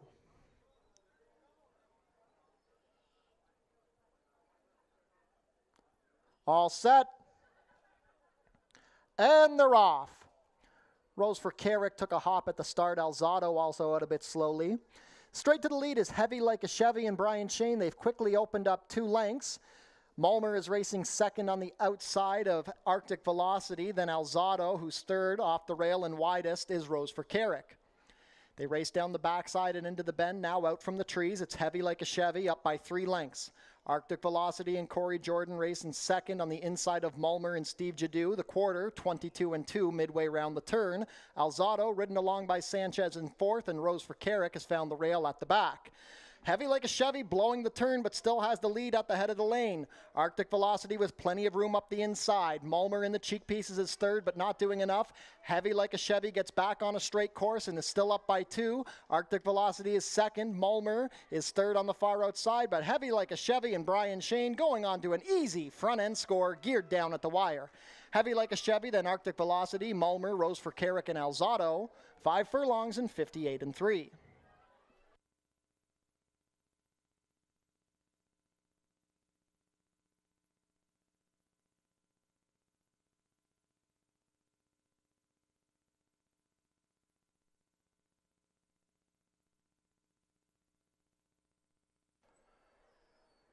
Unofficial in race 4, the winner is number 1, Heavy Like a Chevy. Second is number 2, Arctic Velocity. Third, number 5, Mulmer. And fourth, number 4, Rose for Carrick. Unofficial race 4 order, 1, 2, 5, 4.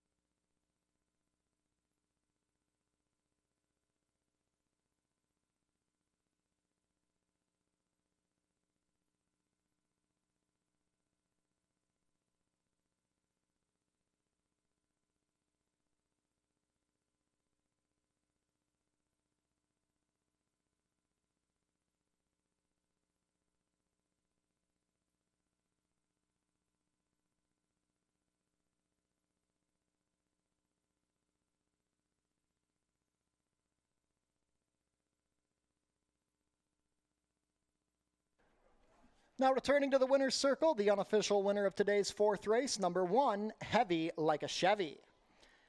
Heavy Like a Chevy is a 4-year-old Grey or Roan gelding by Signature Red out of Bears Pearl, bred here in Ontario by Colebrook Farms. Ridden to victory today by Brian Shane in front-end fashion. Heavy Like a Chevy is trained by Julie Mathis, who scores a double on the card, owned by David Mathis. Heavy Like a Chevy gets on the turf and goes gate to wire. Despite some wandering or an early stretch, he breaks the maiden in start number 11, completing the 5 furlongs over the turf course in a time of 58 and 3. Congratulations to the connections of Heavy Like a Chevy. Hold all tickets until race 4 is made official.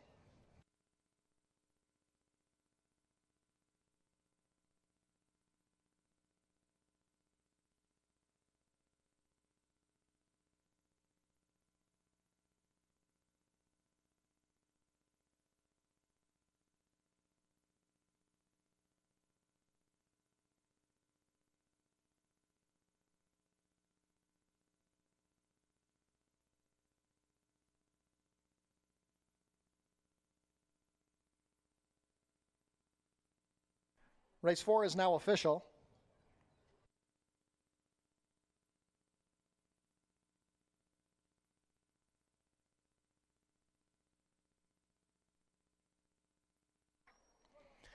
Prices are up. Heavy Like a Chevy pays $560 to win, $360 and $210. Long shot Arctic Velocity, the number 2 second, $11.10 to place, $350. Third, number 5 Mulmer, $210 to show. $2 exacta, 1-2, $35.90. The $1 try, 1-2-5, $44.60. $1 super, 1-2-5-4, $122.45. $2 double, 4-1, $16.70. And the $1 pick 3, 75.45.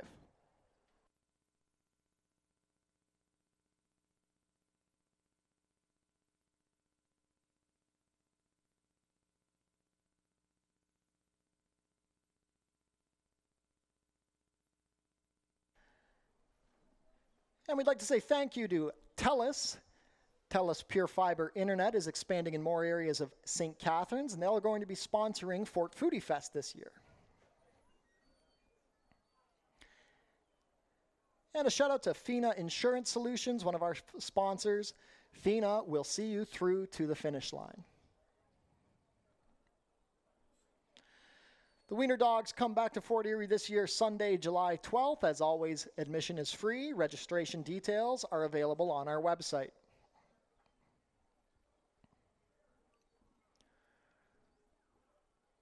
Race 5 changes, a rider change on the number 1 Stylish Gent, make the rider Deshaun Gaskin.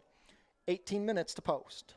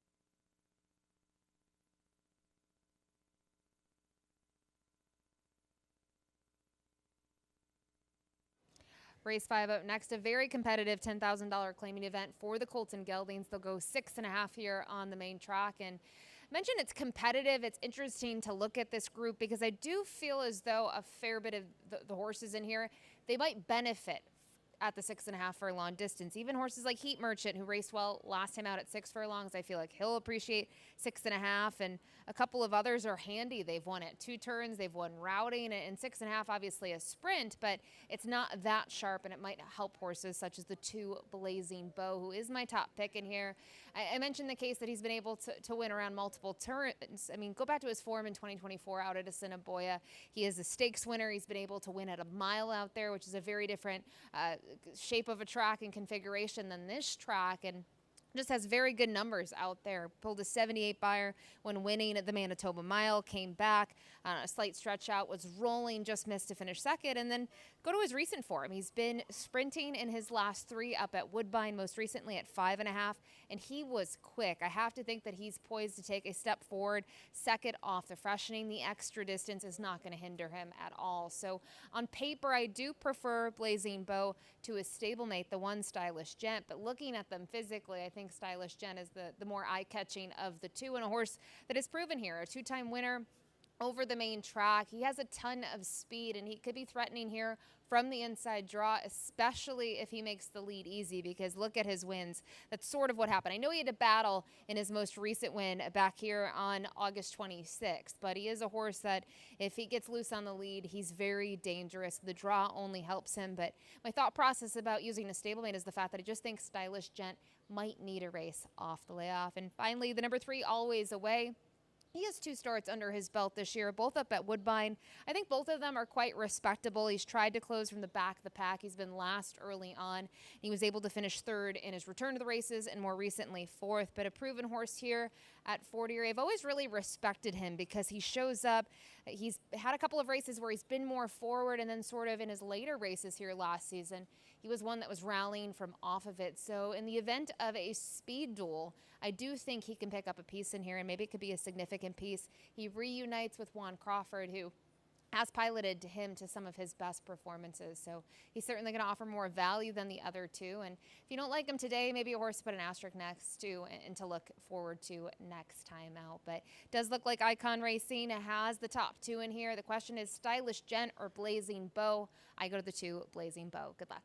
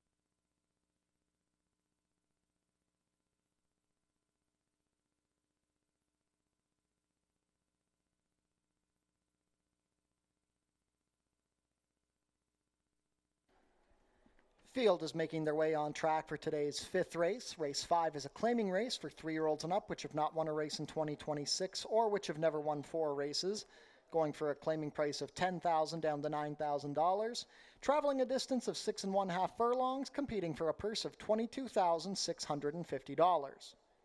Race 5 offers win, play, show, exactor, 20-cent try, double, 20-cent super, 20-cent pick 3, and 20-cent late pick 4 wagering.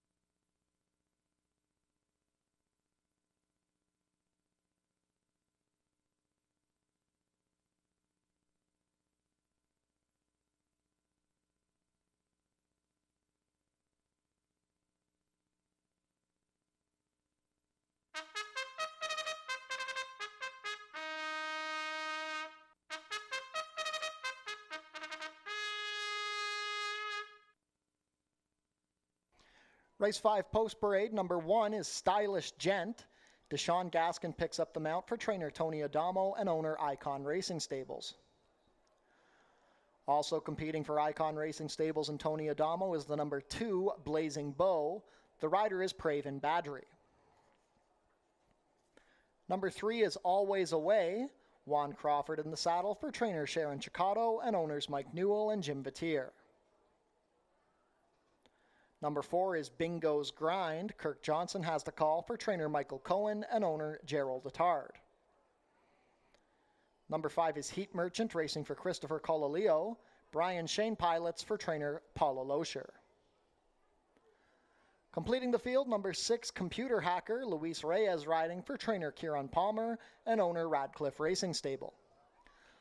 Late pick 4 wagering kicks off here in the 5th.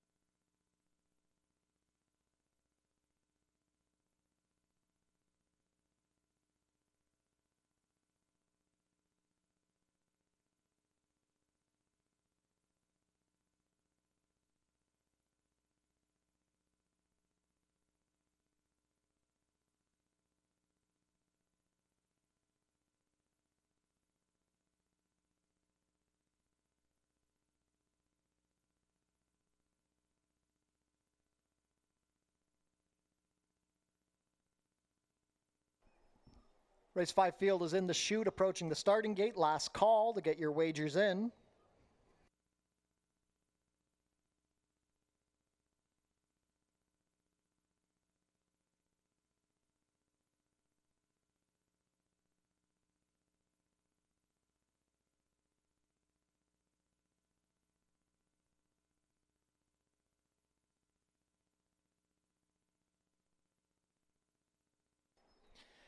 Race 5 field, heading behind the starting gate. It is now post time. 8-5 favorite is the number 2, Blazing Bow, looking to give Praven Badgery a double on the card. 5-2 on the number 4, Bingo's Grind. Late pick 4 wagering starts here in the 5th. 6.5 furlongs on the dirt is the trip. First to come up will be Stylish Gent with Deshaun Gaskin.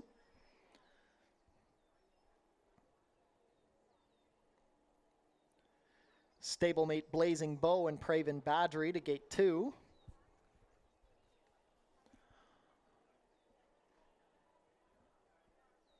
Always Away with Juan Crawford, also looking for a double on the card. Bingo's Grind and Kirk Johnson.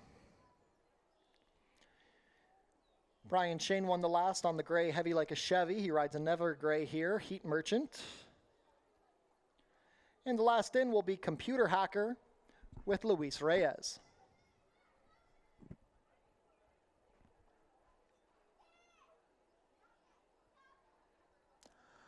All set. And they're off. Blazing Bow was out slowly. Stablemate Stylish Gent straight to the lead with Computer Hacker second on the outside, then Always Away, gaining position towards the rail.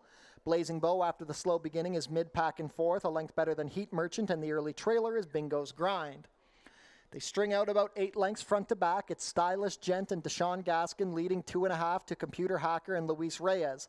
Always Away, Juan Crawford in the bright pink silks races third on the inside. Then it's the white cap of Blazing Bow being joined by Heat Merchant, who's 3 wide, and Bingo's Grind, and Kirk Johnson still at the back. They race into the turn. The opening quarter was 22-4. It's Stylish Gent cruising comfortably. Computer Hacker in the blue and gold is second. Always Away comes under a ride. Blazing Bow splitting horses. Heat Merchant 3 deep, and now Bingo's Grind with a 4 wide rally. The half was 46 flat. Stylish Gent has led every step of the way and still has a 3-length cushion at the head of the lane. Bingo's Grind and the extreme outside has quickly found his way into second and is gaining on Stylish Gent. Always Away down along the rail. It's Stylish Gent trying to fend off Bingo's Grind. Always Away on the inside. Stylish Gent and Bingo's Grind. Always Away along the rail. 3 across the track. Stylish Gent finds enough. Stylish Gent wins with Deshaun Gaskin. A photo for place between Always Away and Bingo's Grind, then Heat Merchant, Computer Hacker, and Blazing Bow. 6.5 in 118-3.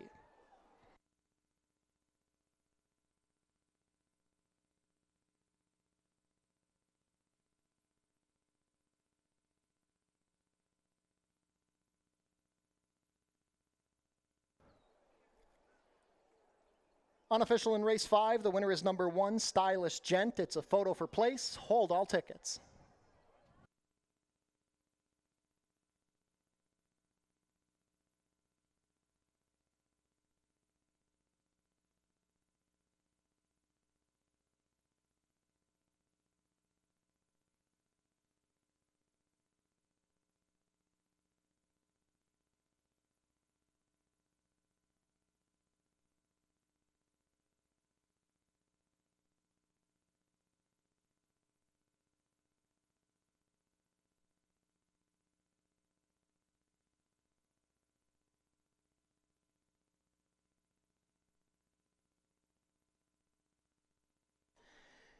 In the place photo, it's the number 3, Always Away over the 4, Bingo's Grind. Fourth was number 5, Heat Merchant. Unofficial race 5 order is 1, 3, 4, 5.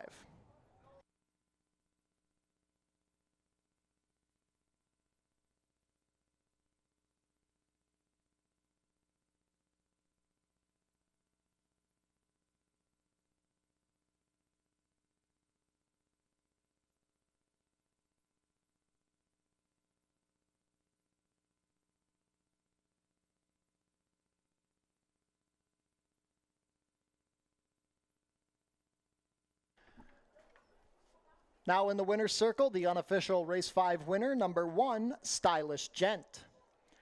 Stylish Gent is a 7-year-old bay gelding by Outwork out of Simply Stylish, bred here in Ontario by Penny and Manfred Conrad.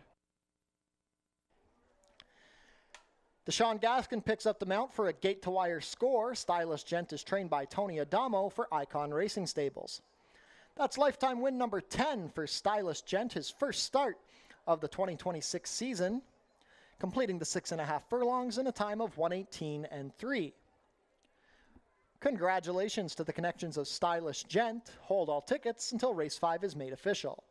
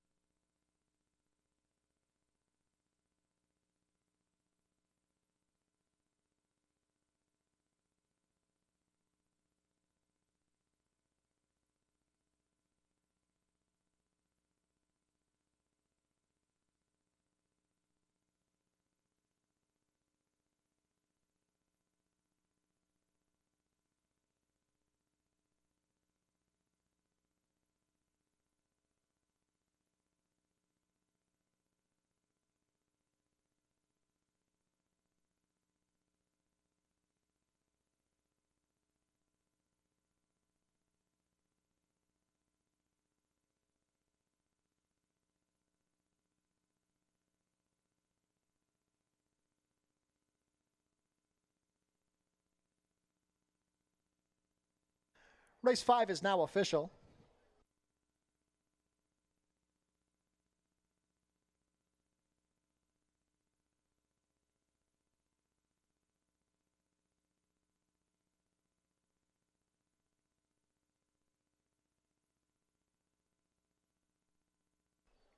Prices are up. Stylish Gent returns $12 to win, $4.90 and $3.40.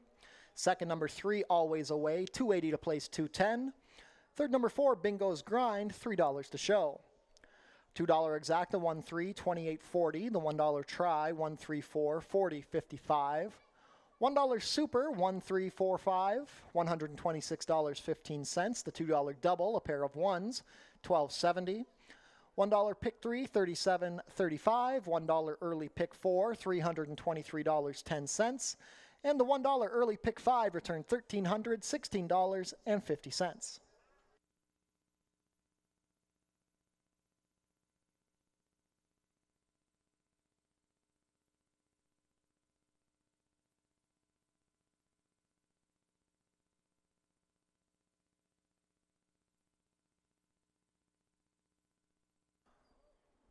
On screen now is the place photo from race 5.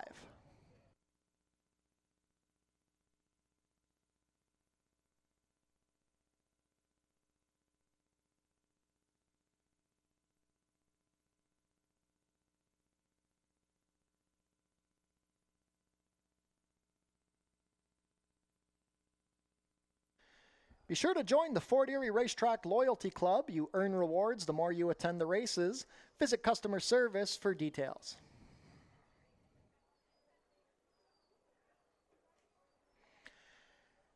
And be sure to come out for Canada Day Racing on June 30th. Post time will be 4:30, and we'll feature a free concert after the races featuring Rock Garden.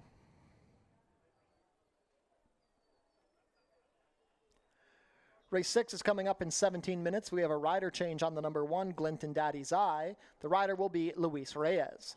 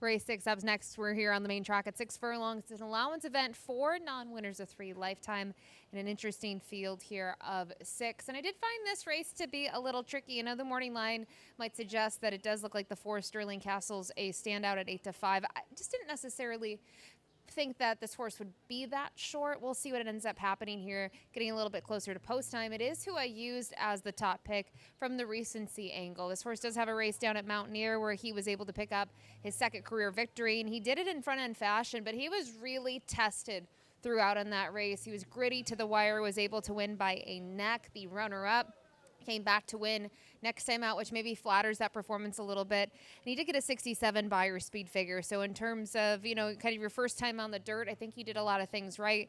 And it is worth noting that that race was over a good main track. So I do use him as the top pick. I thought the 3 Cooler Man was a little bit of a wild card at what should be a good price. I think if Cooler Man's taking too much respect, probably wouldn't be as enticed by him, but he is 2 for 21. He's had his fair share of chances to pick up that 3rd career victory. He's been unable to do so. We'll see if the dirt wakes him up. I do think from a pedigree perspective, he should be fine on the dirt. And his workouts, he's had some good workouts going back to the one back in April, May 9th, and then more recently on the 28th, which I know was a couple weeks back, but 48-1 breezing. I just think maybe the main track can wake him up a little bit. And then finally from here, the stablemate to Sterling Castle is the 1 Glinton Daddy's Eye, who is a horse that got a little bit of a piece of a stakes race here last year when this one was 3rd behind Go-Kart Mozart and Back River. And it's been tough for me to read his form. I feel like in some of his races, he's been tracking the pace 2 or 3 off of it. Others, he's been far off.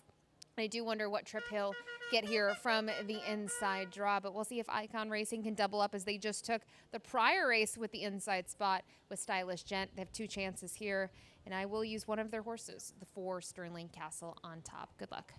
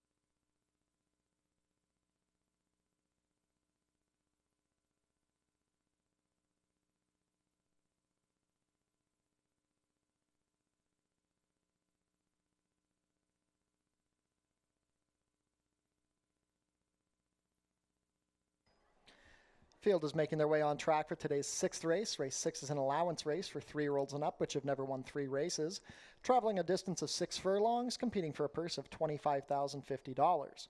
Race 6 offers win, play, show, exactor, 20-cent try, double, 20-cent super, and 20-cent pick 3 wagering.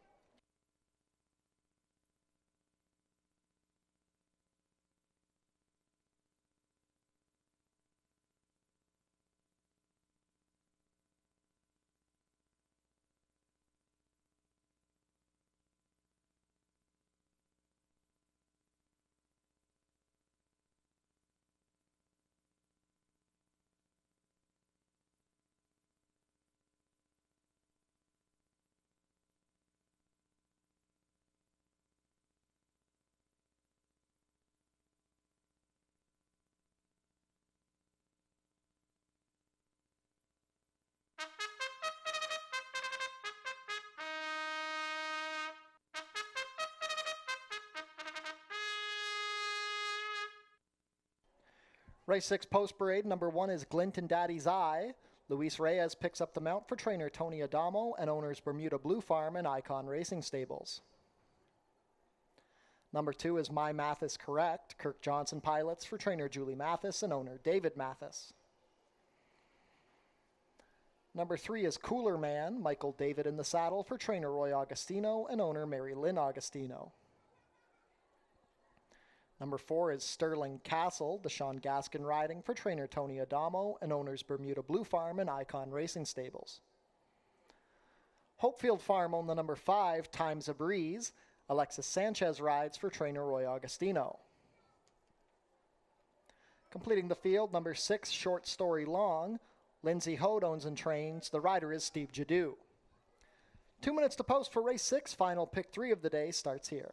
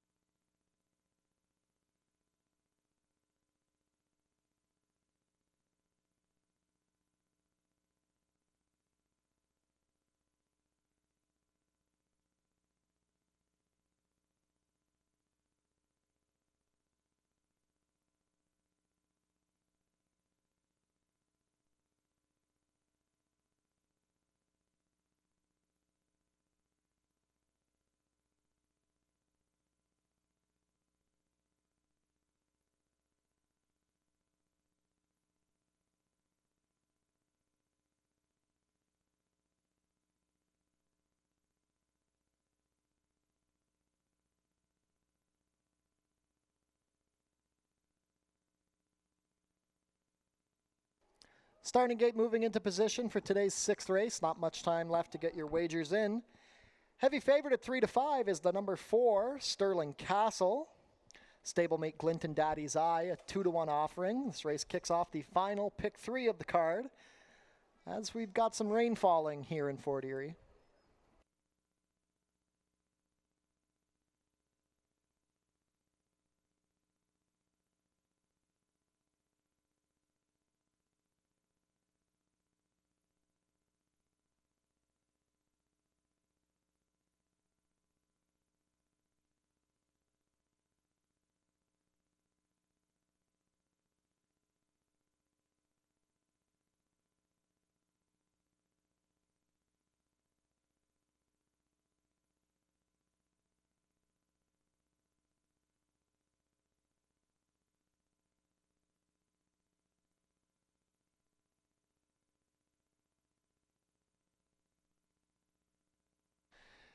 Race 6 field is behind the starting gate. It is now post time.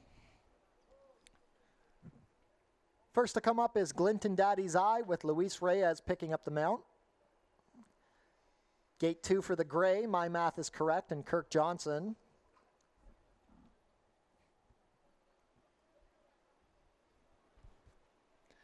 As the winds pick up and the rain starts to fall here in Fort Erie. Cooler Man makes his Fort Erie debut under Mikey David. 4 to 5 on Sterling Castle. A last out winner at Mountaineer, Deshaun Gaskin, looking for his second win on the card.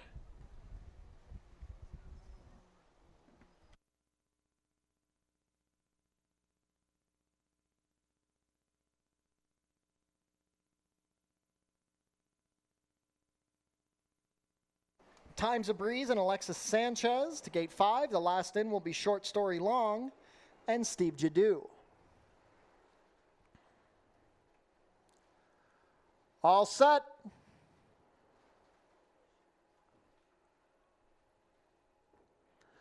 And they're off. A good beginning. Sterling Castle, hard ridden from the center with my math is correct between horses. Down along the inside, Glinton Daddy's Eye. Short Story Long in good position. Mid-pack early on the outside of Cooler Man. Then it's 2.5 more lengths to Times a Breeze. They race down the backside. The first 5 are pretty compact, but the lead now belongs to Sterling Castle and Deshaun Gaskin. It's Sterling Castle a length. On the inside, Glinton Daddy's Eye and Luis Reyes race in second. Short Story Long is into third. On the outside with Steve Jadu. Then we have My Math is Correct racing as a pair with Cooler Man, and Times a Breeze can see them all. Opening quarter was 22 and 3. The wind is harsh, the rain is falling, and Sterling Castle has a short lead from Short Story Long. Here comes Cooler Man and Mikey David making a menacing rally on the outside. Fourth down along the rail is Glinton Daddy's Eye. Then Times a Breeze is overtaken. My Math is Correct. Down the stretch they come. It's still Sterling Castle looking to fend off all challengers. Short Story Long down the outside. Glinton Daddy's Eye with room on the rail. Cooler Man is still there. 4 with a chance and a 16th to go. It's Sterling Castle. Glinton Daddy's Eye. Cooler Man surging. Sterling Castle going to hold on. Sterling Castle 3 parts of a length over Cooler Man. Then Glinton Daddy's Eye. Short Story Long. Times a Breeze, and My Math is Correct. 6 furlongs and 112 flat.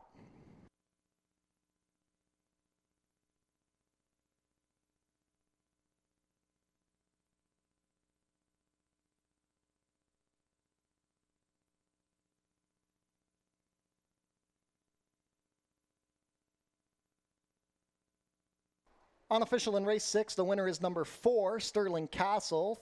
Second, number 3, Cooler Man. Third, number 1, Glinton Daddy's Eye. And fourth, number 6, Short Story Long. Unofficial race 6 order, 4-3-1-6.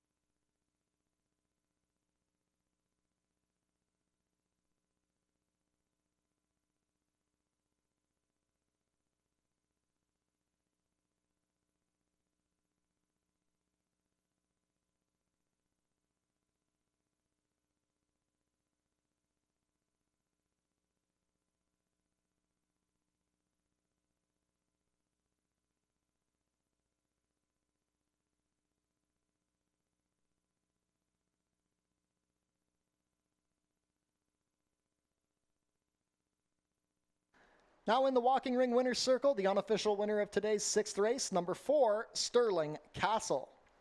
Sterling Castle is a 4-year-old bay gelding by Super Speedy out of Lanessa, bred here in Ontario by Philip Lanning and John Carey. That's back-to-back wins on the card for the team of Deshaun Gaskin, Tony Adamo, and Icon Racing Stable. Sterling Castle is also part-owned by Bermuda Blue Farm. Sterling Castle now 3 for 9 in his career, 2 for 2 in 2026 after winning at Mountaineer last time. He goes gate to wire to complete the 6 furlongs today in a time of 1:12 flat. Congratulations to the connections of Sterling Castle. Hold all tickets until race 6 is made official.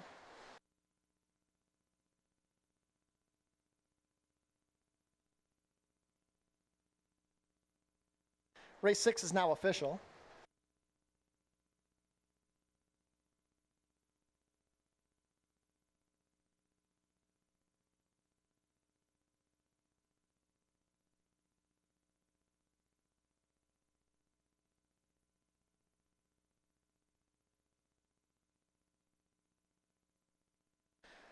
Prices are up. Sterling Castle returns $360 to win, $260 and $210. Long shot number 3, Cooler Man, up for second, $14.90 to place, $4 to show. Third, number 1, Glint and Daddy's Eye, $210 to show. $2 exacta 4-3, $39 even. The $1 try, 4-3-1, $41.85. $1 super, 4-3-1-6, $108.95. $2 double, 1-4, $18.80. And the $1 pick 3, $27.75.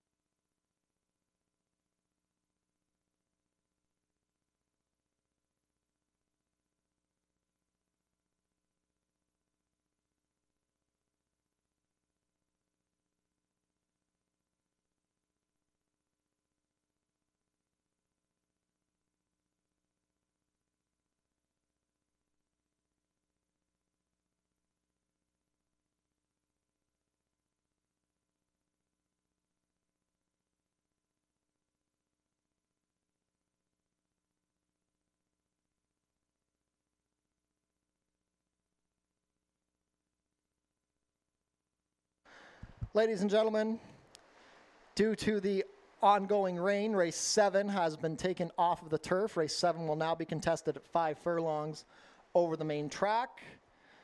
Because of the late surface change, if you were live in any pick 3, pick 4, or pick 5 wagers, race 7 will be an all. Again, late surface change, race 7 will now be raced over the main track at a distance of 5 furlongs.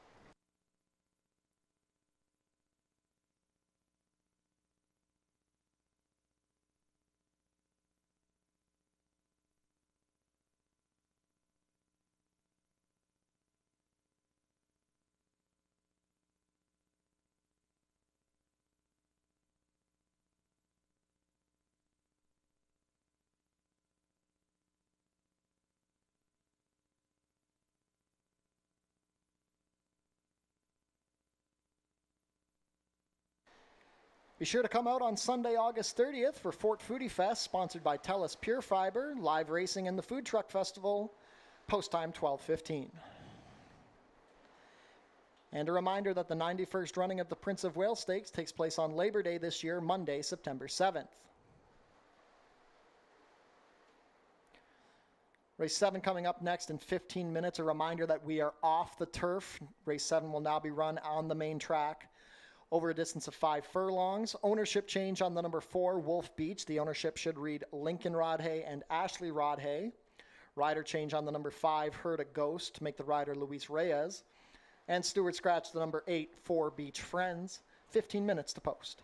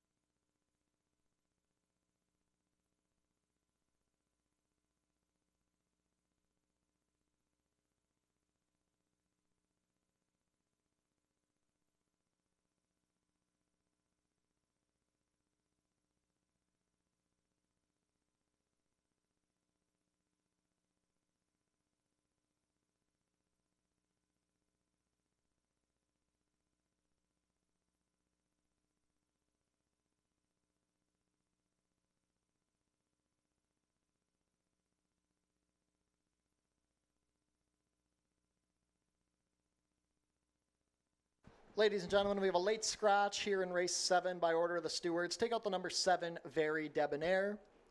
Late scratch of the number 7, Very Debonair here in race 7. Win, play, show, exacta, try, double. Superfecta wagers on Very Debonair will be refunded.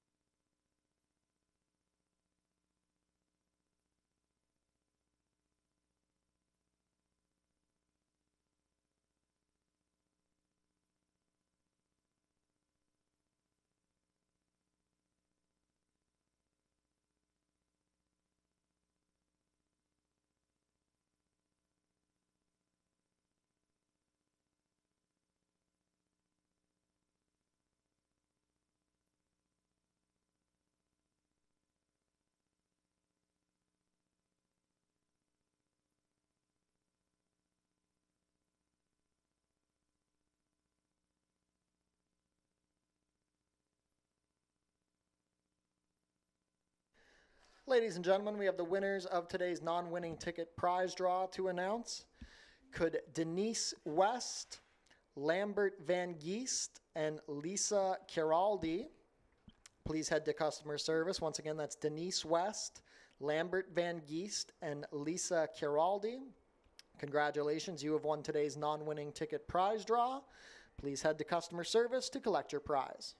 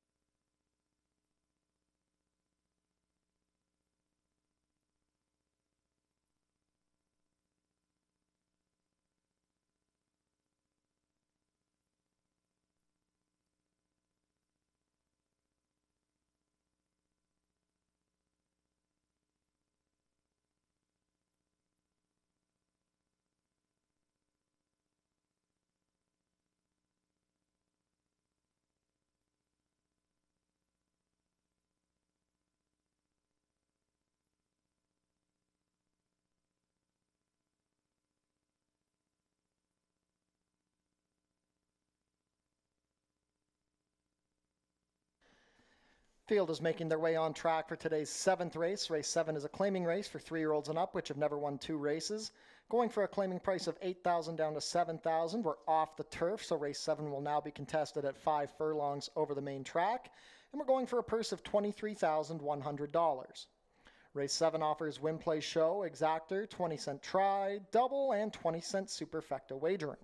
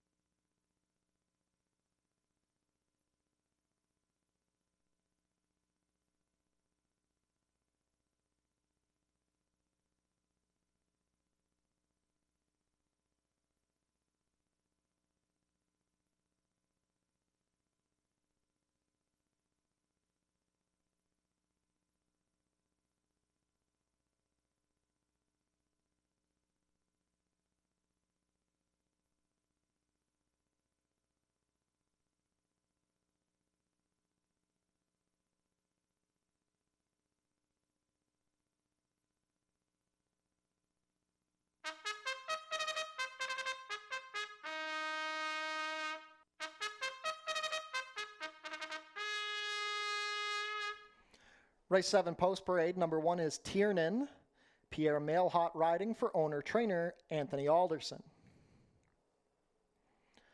Number 2 is Dodester, Ishmael Mascara in the saddle for owner-trainer Jeff Voice. Mandy Ezra owns the number 3, Final Run for Love, Juan Crawford in the saddle for trainer Roy Agostino. Number 4 is Wolf Beach, Kirk Johnson pilots for trainer Michael Cohen and owners Lincoln Rodhay and Ashley Rodhay. Number 5 is Herd a Ghost. Luis Reyes picks up the mount for trainer Mike Blake and owners Ascot Stud, Mike Blake Sr., Amanda Enns, and Mark Stout. Number 6 is Roombaba. Helen Vanek riding for trainer Nick Malini Jr. and owner Bruno Schickedans. Scratch number 7 and 8, race 7, coming up in 1 minute, Off the Turf to kick off the late double.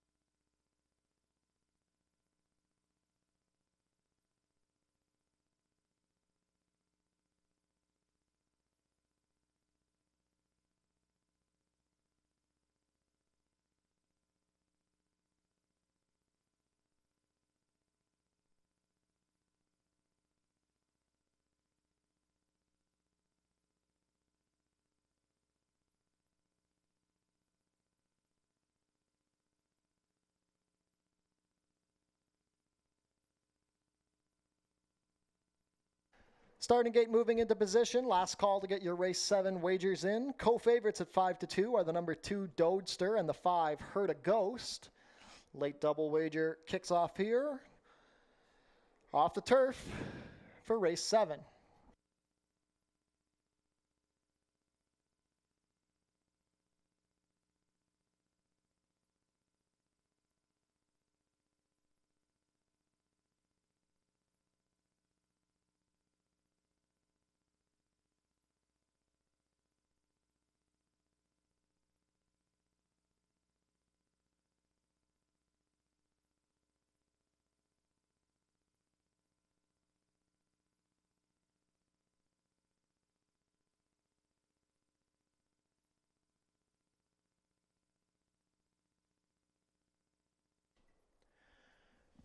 Race 7 field is now behind the starting gate. It is now post time.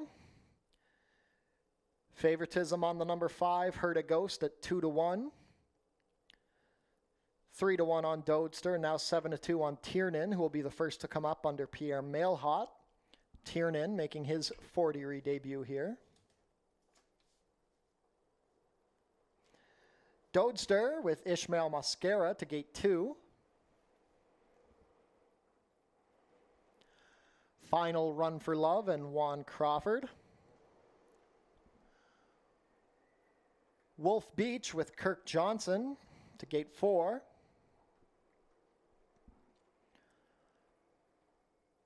Heard a Ghost partners with Luis Reyes. He's still your 2-1 favorite.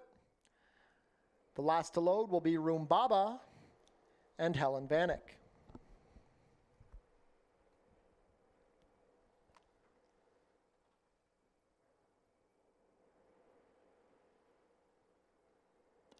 Roombaba, a bit reluctant.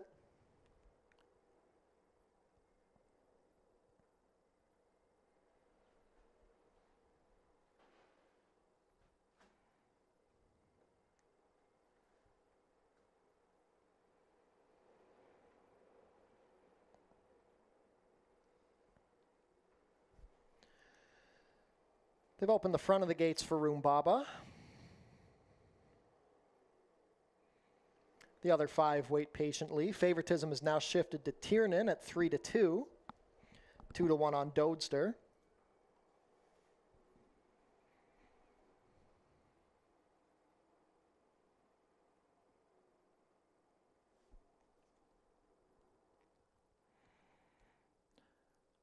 Roombaba still not keen to go in.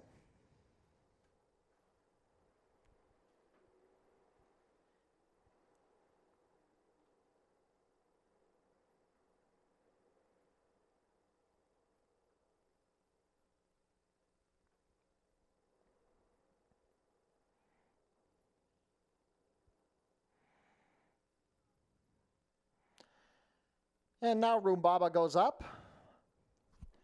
Front of the gate secured, all set.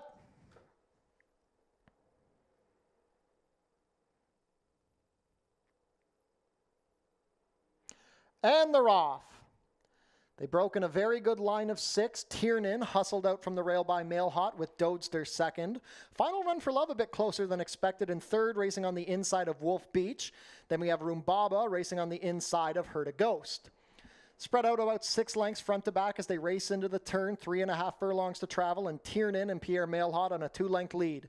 Dodester and Ishmael Mascara second, well clear of the rest, 22-2 for the opening quarter. Wolf Beach and Kirk Johnson racing third, then Roombaba and Helen Vanek fourth, Final Run for Love and Juan Crawford, and then Heard a Ghost and Luis Reyes. They race within the quarter pole. At the head of the lane, it's Tiernan looking to make all. Dodester encouraged with Mascara's right hand. Final Run for Love coming into third on the inside with Wolf Beach. The top 2 are up by at least 10 lengths within the furlong pole. It's Tiernan and Pierre Mailhot. Still trying. Dodester is game on the outside. Tiernan maintaining the advantage. Coming down to the wire. Tiernan goes all the way. Tiernan a length and a half to Dodester. Then a late charge from Heard a Ghost, Wolf Beach, Final Run for Love, and Roombaba. 5/8 and 58-2.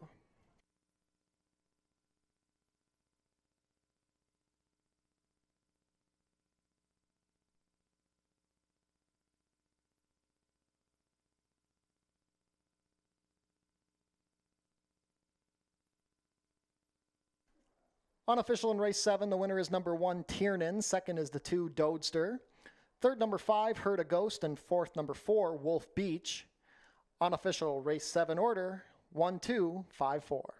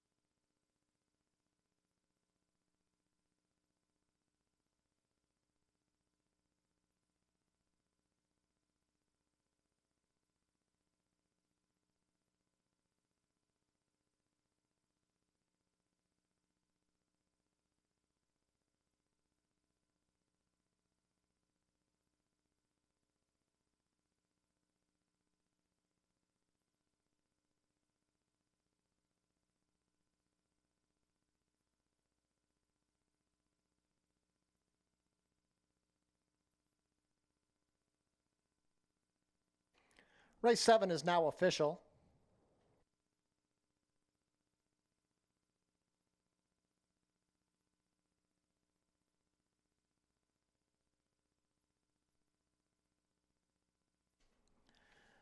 Now returning to the walking ring winner's circle, your official Race 7 winner, number 1, Tiernan.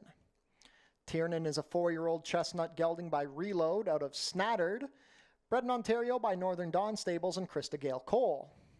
Pierre Mailhot with the winning ride on the front end. Tiernan is owned and trained by Anthony Alderson.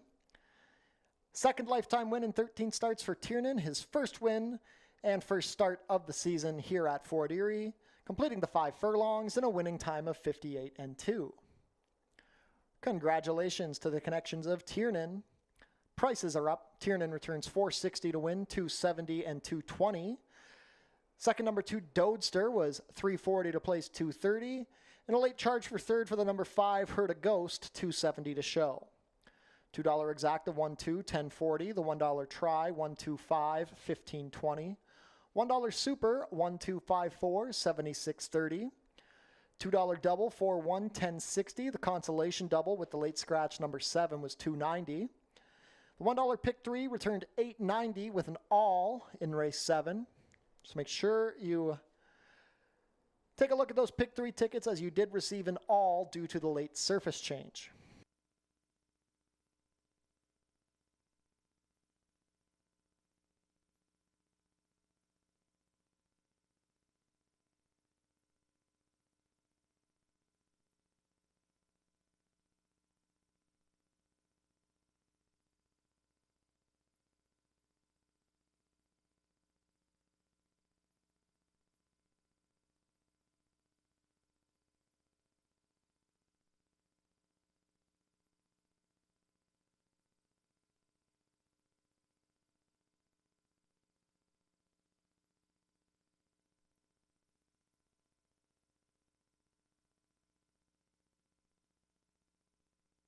Be sure to come out next week for Father's Day racing, Sunday, June 21st. Post time for Father's Day is 12:15, presented by Portage M&A Advisory. Father's Day will feature stakes races, the farmers market, and prize draws. And a reminder, you can win the Ultimate Dad Golf Prize Package next week. Enter your non-winning tickets at customer service for your chance to enter to win this prize package.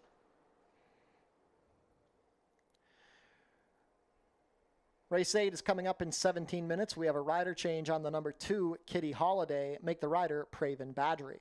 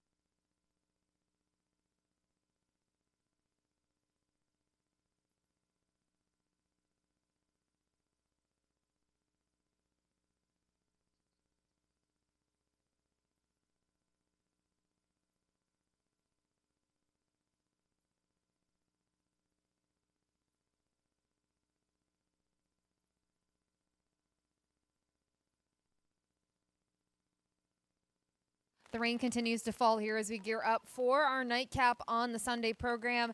It's a claiming event. $6,250 is the price, and they'll compete here at 6 furlongs on the main track. And the off track is going to be a little bit of an interesting question mark, especially in this group, because you have so many that have been quite competitive over the surface. There are a couple that haven't been on an off track or haven't proven themselves, but a fair bit of them have. That includes Gus's Gamble as well as the 3 inside runners. And I did put most of my attention and focus here to the inside 3. We'll kick it off with the number 1, Where Is Essa, who did get saddled here on the kind of outdoor part of the walking ring and has been well behaved.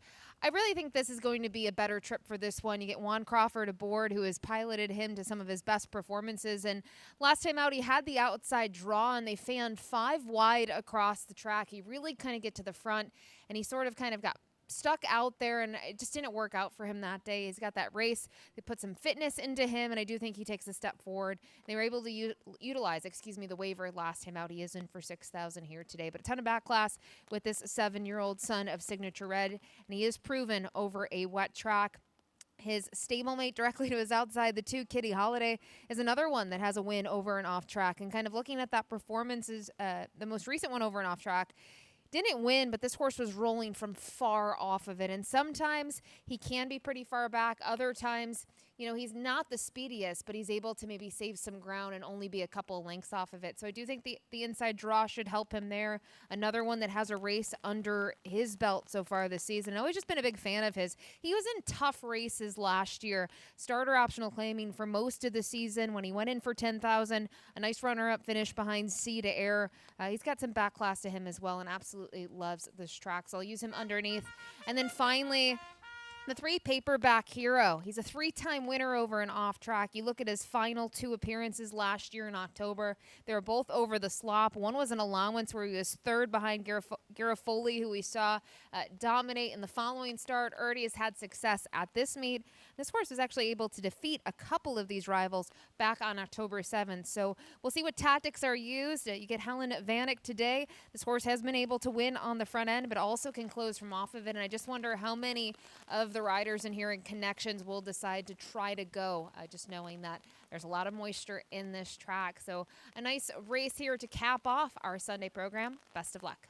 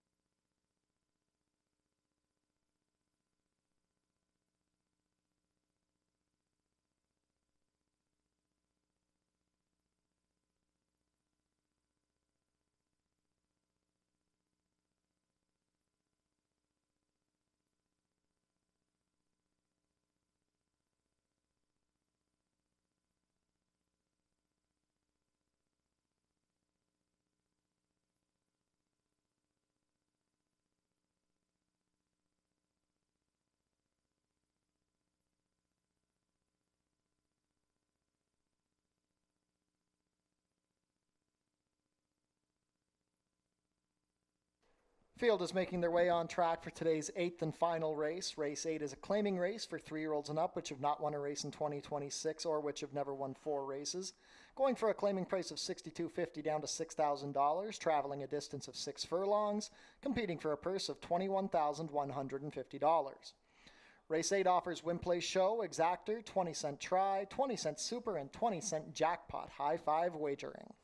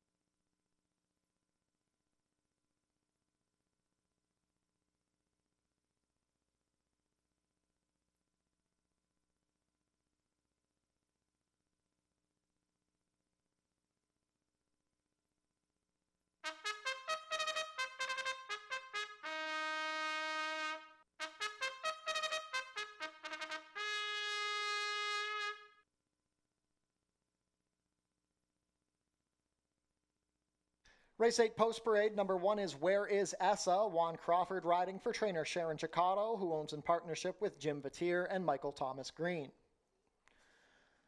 Also from the barn of Sharon Chicato is the number 2 Kitty Holiday, racing for Mike Newell and Jim Vatier. Praven Badgery picks up the mount. Number 3 is Paperback Hero, Helen Vanek in the saddle for trainer Roy Augustino and owner Reggie Johnston. Number 4 is Rise My Guy. Kirk Johnson rides for trainer Michael Cohen and owner Lincoln Rodhay. Jeannie Ryan owns the number 5, Name of the Game. Andre Martin in the saddle for trainer Danny Wills. Jeff Voice owns and trains the number 6, Silent Miracle. The rider is Ishmael Mosquera. Completing the field, number 7, Gus's Gamble. Brian Shane riding for trainer Ken Albu and owner Six Brothers Stable. 2 minutes to post. For race 8, jackpot high five wagering offered here.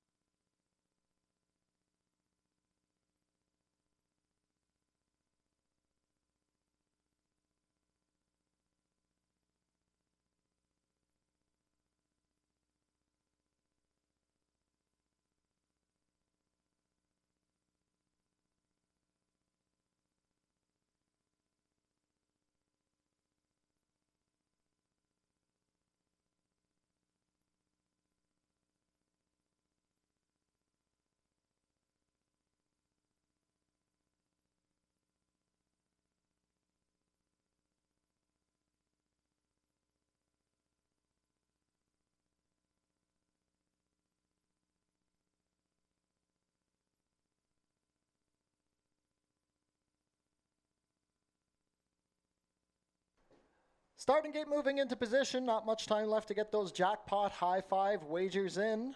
9-5 favorite is the number 3 Paperback Hero. 3-1 on the number 4 Rise My Guy, and 4-1 support on the 1 Where Is Essa. Starting gate is in position. They'll be loading shortly. Last call to get your race 8 wagers in.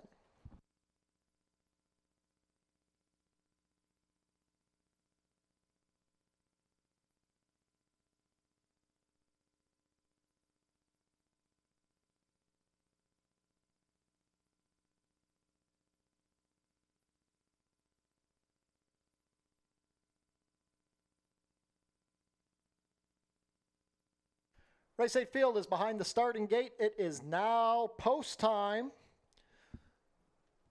Jackpot high five wagering offered here. They're going to back in Gus's gamble. Brian Shane will climb back aboard once Gus's gamble is secure in the stalls.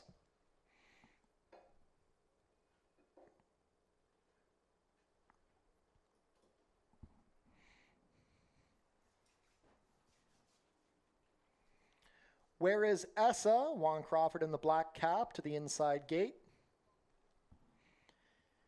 Kitty Holiday, Praven Badgery in the white cap to gate 2. Paperback Hero and Helen Vanek, the next to go in. Rise My Guy and Kirk Johnson have gate 4. They're currently a 3-to-1 offering.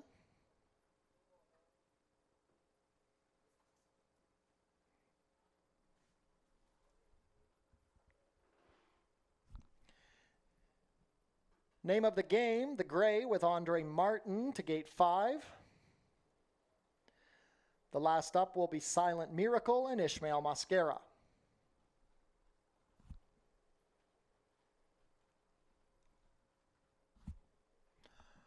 All set for the nightcap. And they're off. A very good beginning. Speed from the inside. Where is Essa with a hard-ridden name of the game between horses. Silent Miracle going to stalk the early pace. Then we have Gus's Gamble racing in 4th on the outside, 2.5 lengths off the leaders. Paperback Hero races 1 path off the rail with Kitty Holiday to his inside, and the early trailer is Rise My Guy. Only about 5 lengths front to back. It's a battle up front. Name of the game with a short advantage from Where is Essa. The opening quarter was 22-2. Silent Miracle in the black silks moving up 3rd, 3 wide. Paperback Hero is saving ground in 4th in the orange. Gus's Gamble is ridden along to his outside in 5th. Then we have Kitty Holiday in the white cap, and Rise My Guy still trails. Midway round the bend, and now Silent Miracle has easily overtaken Name of the Game and Where is Essa. Paperback Hero under some right-handed encouragement with Gus's Gamble to his outside, then Kitty Holiday, and still at the back, Rise My Guy. The half was 45-4. Silent Miracle beginning to spin his wheels on the inside. Name of the Game finding more. Gus's Gamble and Paperback Hero both looking for a split. It's Silent Miracle. Name of the Game, Game on the inside. Here comes Paperback Hero. Silent Miracle looking for the wire. Silent Miracle holds on under Ishmael Mascara. Silent Miracle, then Paperback Hero, Gus's Gamble, Name of the Game, Kitty Holiday, Where is Essa, and Rise My Guy. 6 furlongs and 112 flat.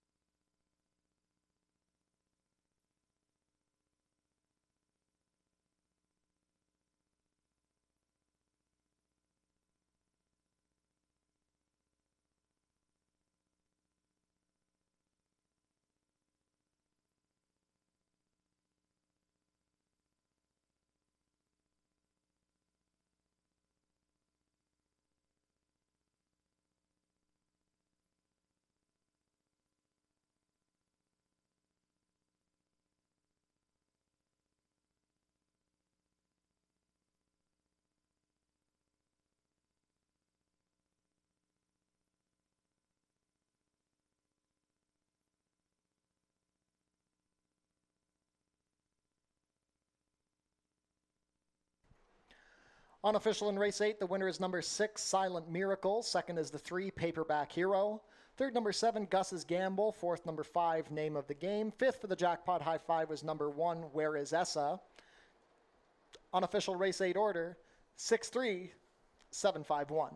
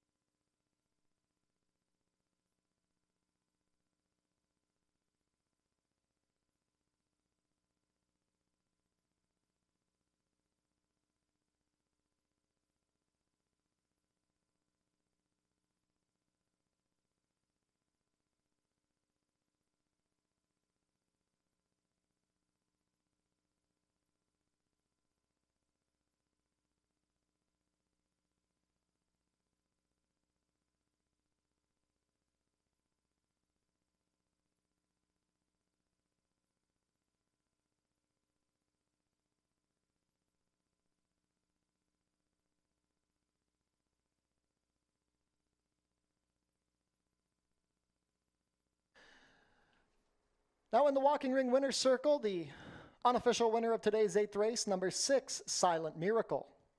Silent Miracle is a 6-year-old dark bay or brown gelding by Silent Name out of Broken Meadow, bred here in Ontario by RCC Racing Stable. Ridden to victory today by Ishmael Mascara, Silent Miracle is owned and trained by Jeff Voice. First win of the season for Silent Miracle, his 7th lifetime win in 32 starts. He holds off the cavalry charge to complete the 6 furlongs in a time of 1:12 flat. Congratulations to the connections of Silent Miracle. Hold all tickets, never mind. Race 8 is now official.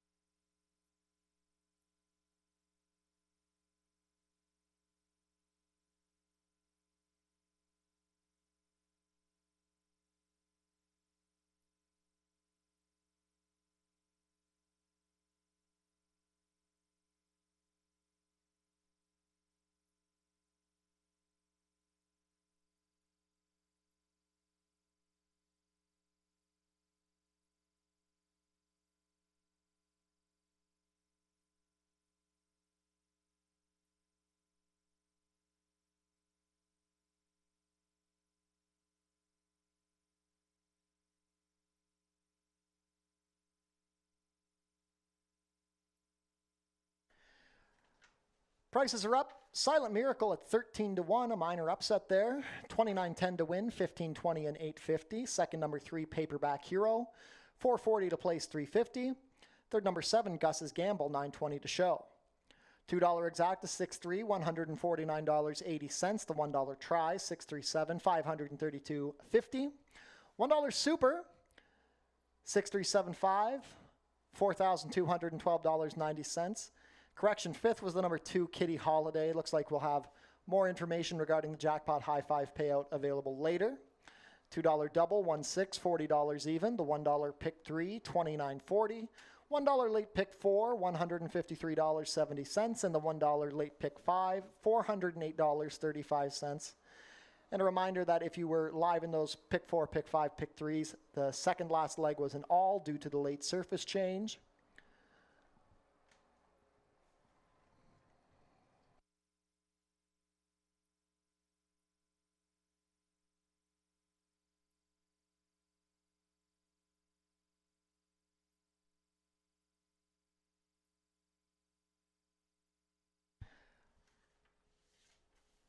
Couple of claims out of race 8. The number 2, Kitty Holiday, claimed by owner-trainer John Sims.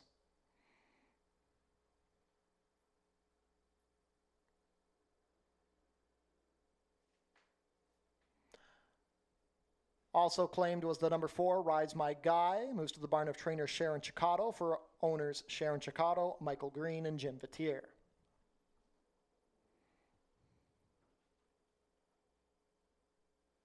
Visit our website, FortErieRacing.com, for information about everything going on here at the track.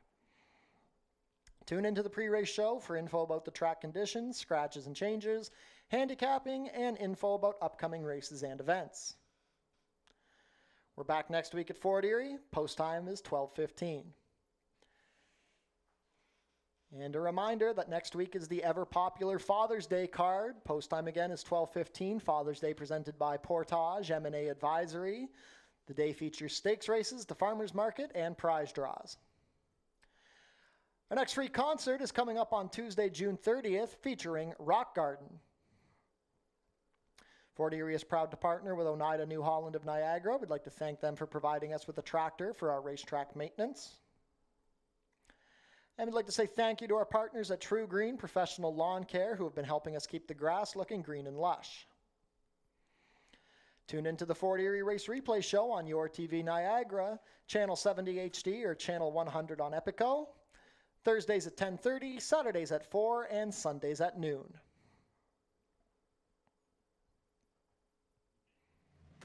And we'd like to thank everybody who joined us here today at Fort Erie, despite the miserable turn of the weather late in the day. It was an otherwise nice day of racing. We'll be back next week for Father's Day, hopefully with blue skies and sunshine. We hope to see you all there from all of us here. Enjoy the rest of your Sunday evening and have a good week. We'll see you on Father's Day.